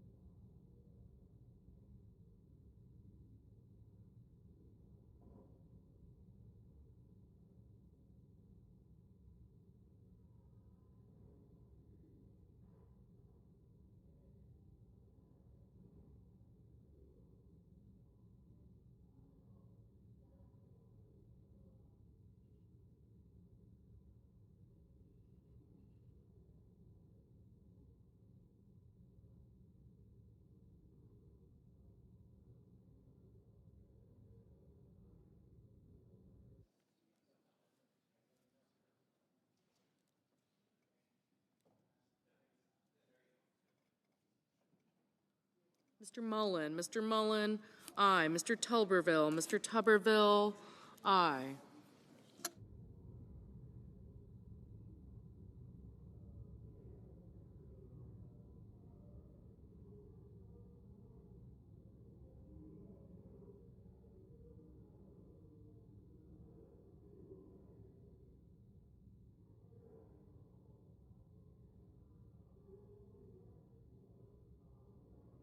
Mrs. Gillibrand. Mrs. Gillibrand, no.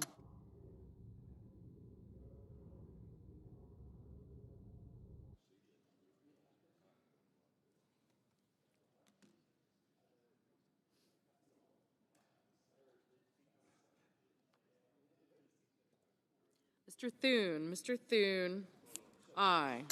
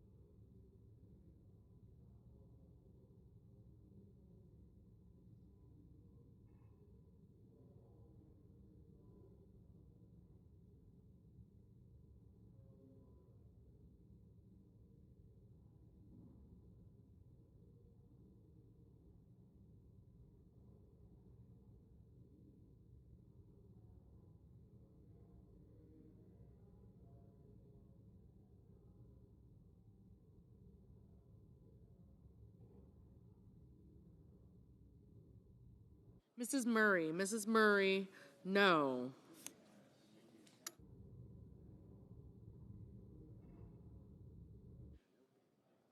Mr. Markey, no. Mr. Ossoff, no.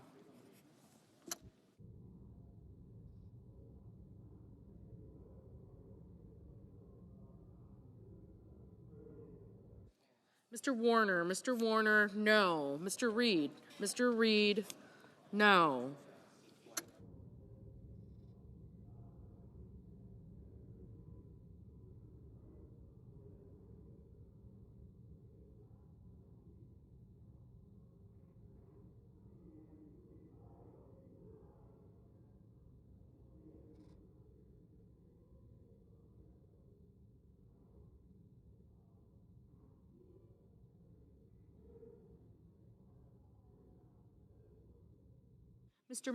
Mr. Merkley, no.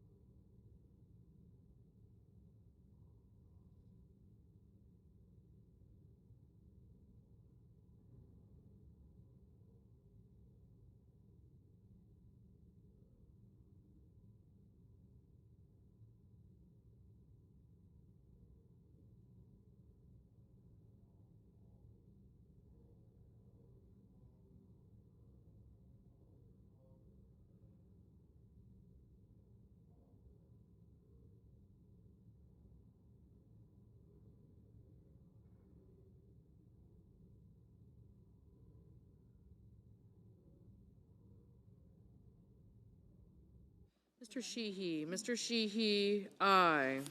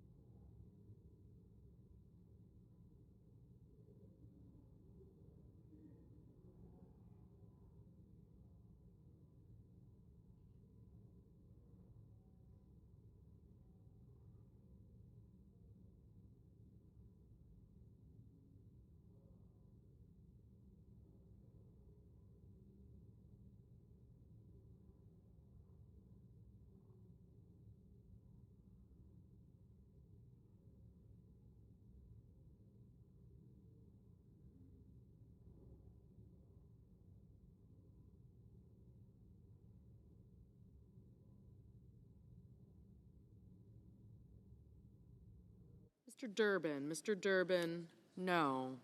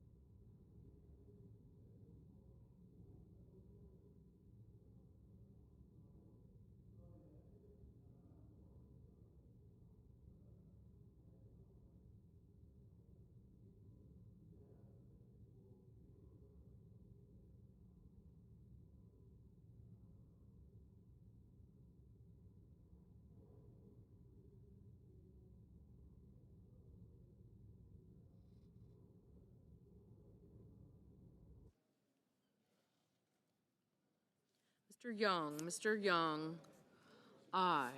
Mrs. Hyde-Smith, aye.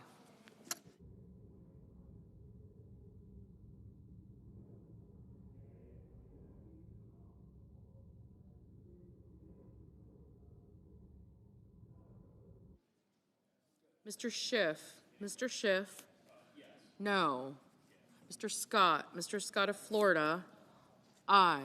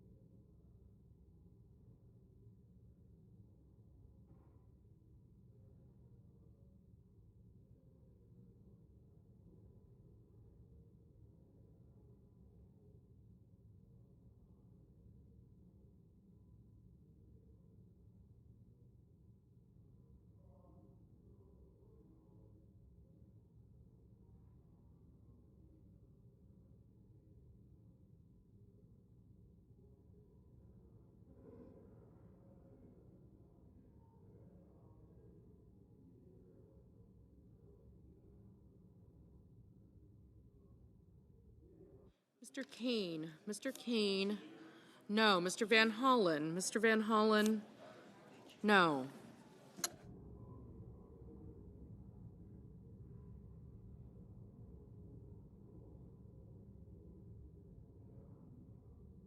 Ms. Smith. Ms. Smith. No. Mr. Johnson. Mr. Johnson. Aye. Mr. Peters. Mr. Peters. No. Ms. Baldwin. Ms. Baldwin. No.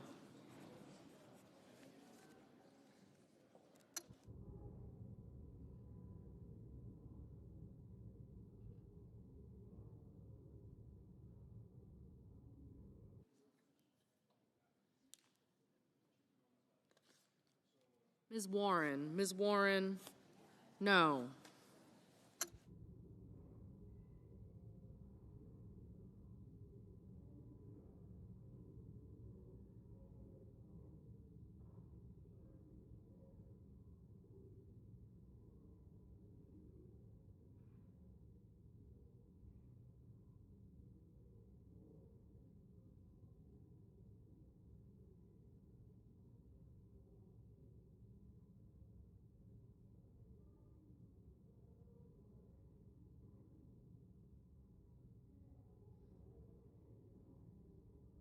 Mrs. Capito. Mrs. Capito.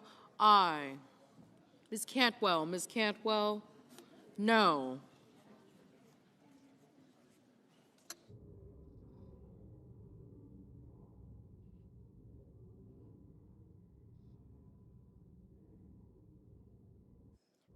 Mr. Budd. Mr. Budd. Aye.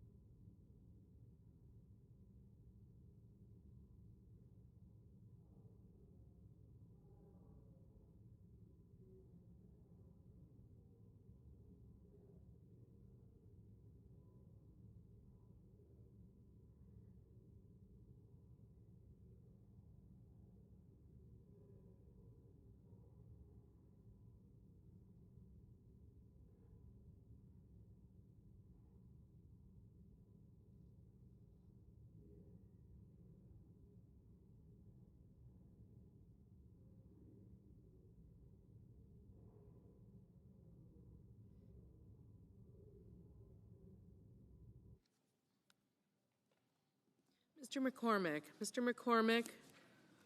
Aye.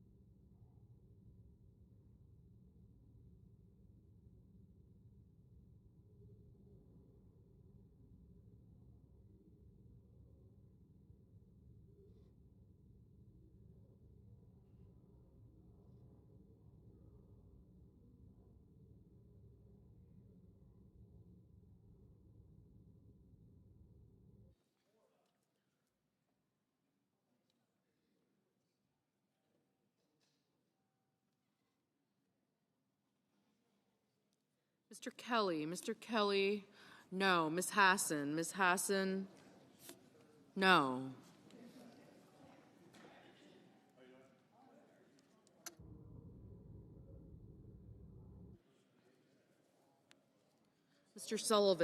Mr. Sullivan, aye.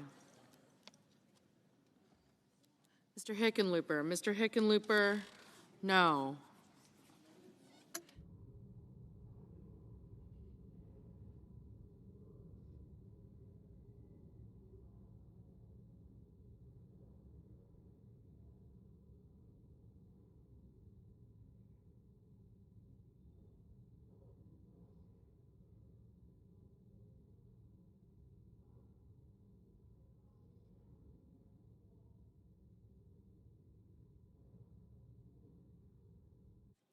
Ms. Cortez Masto, no.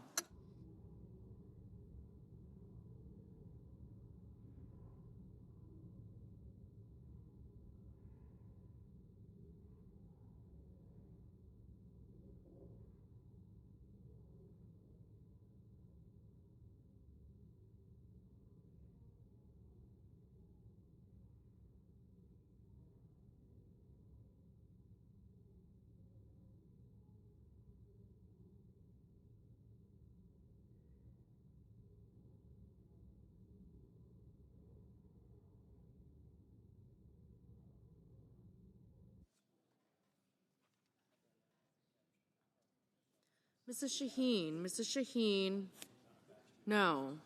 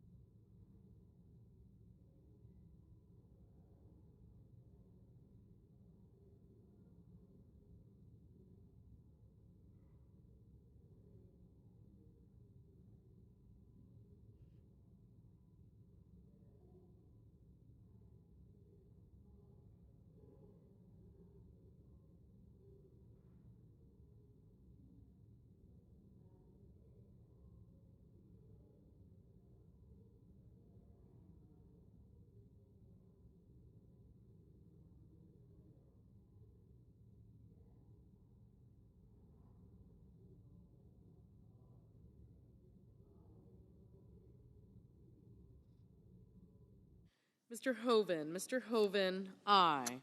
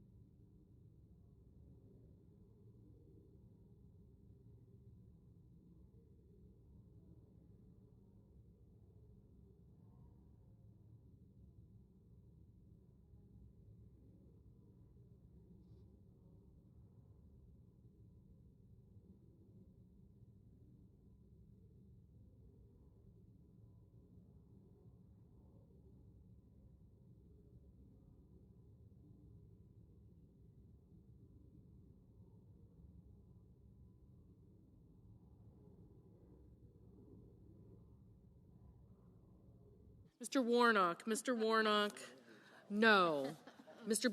Mr. Banks, aye. Ms. Murkowski, Ms.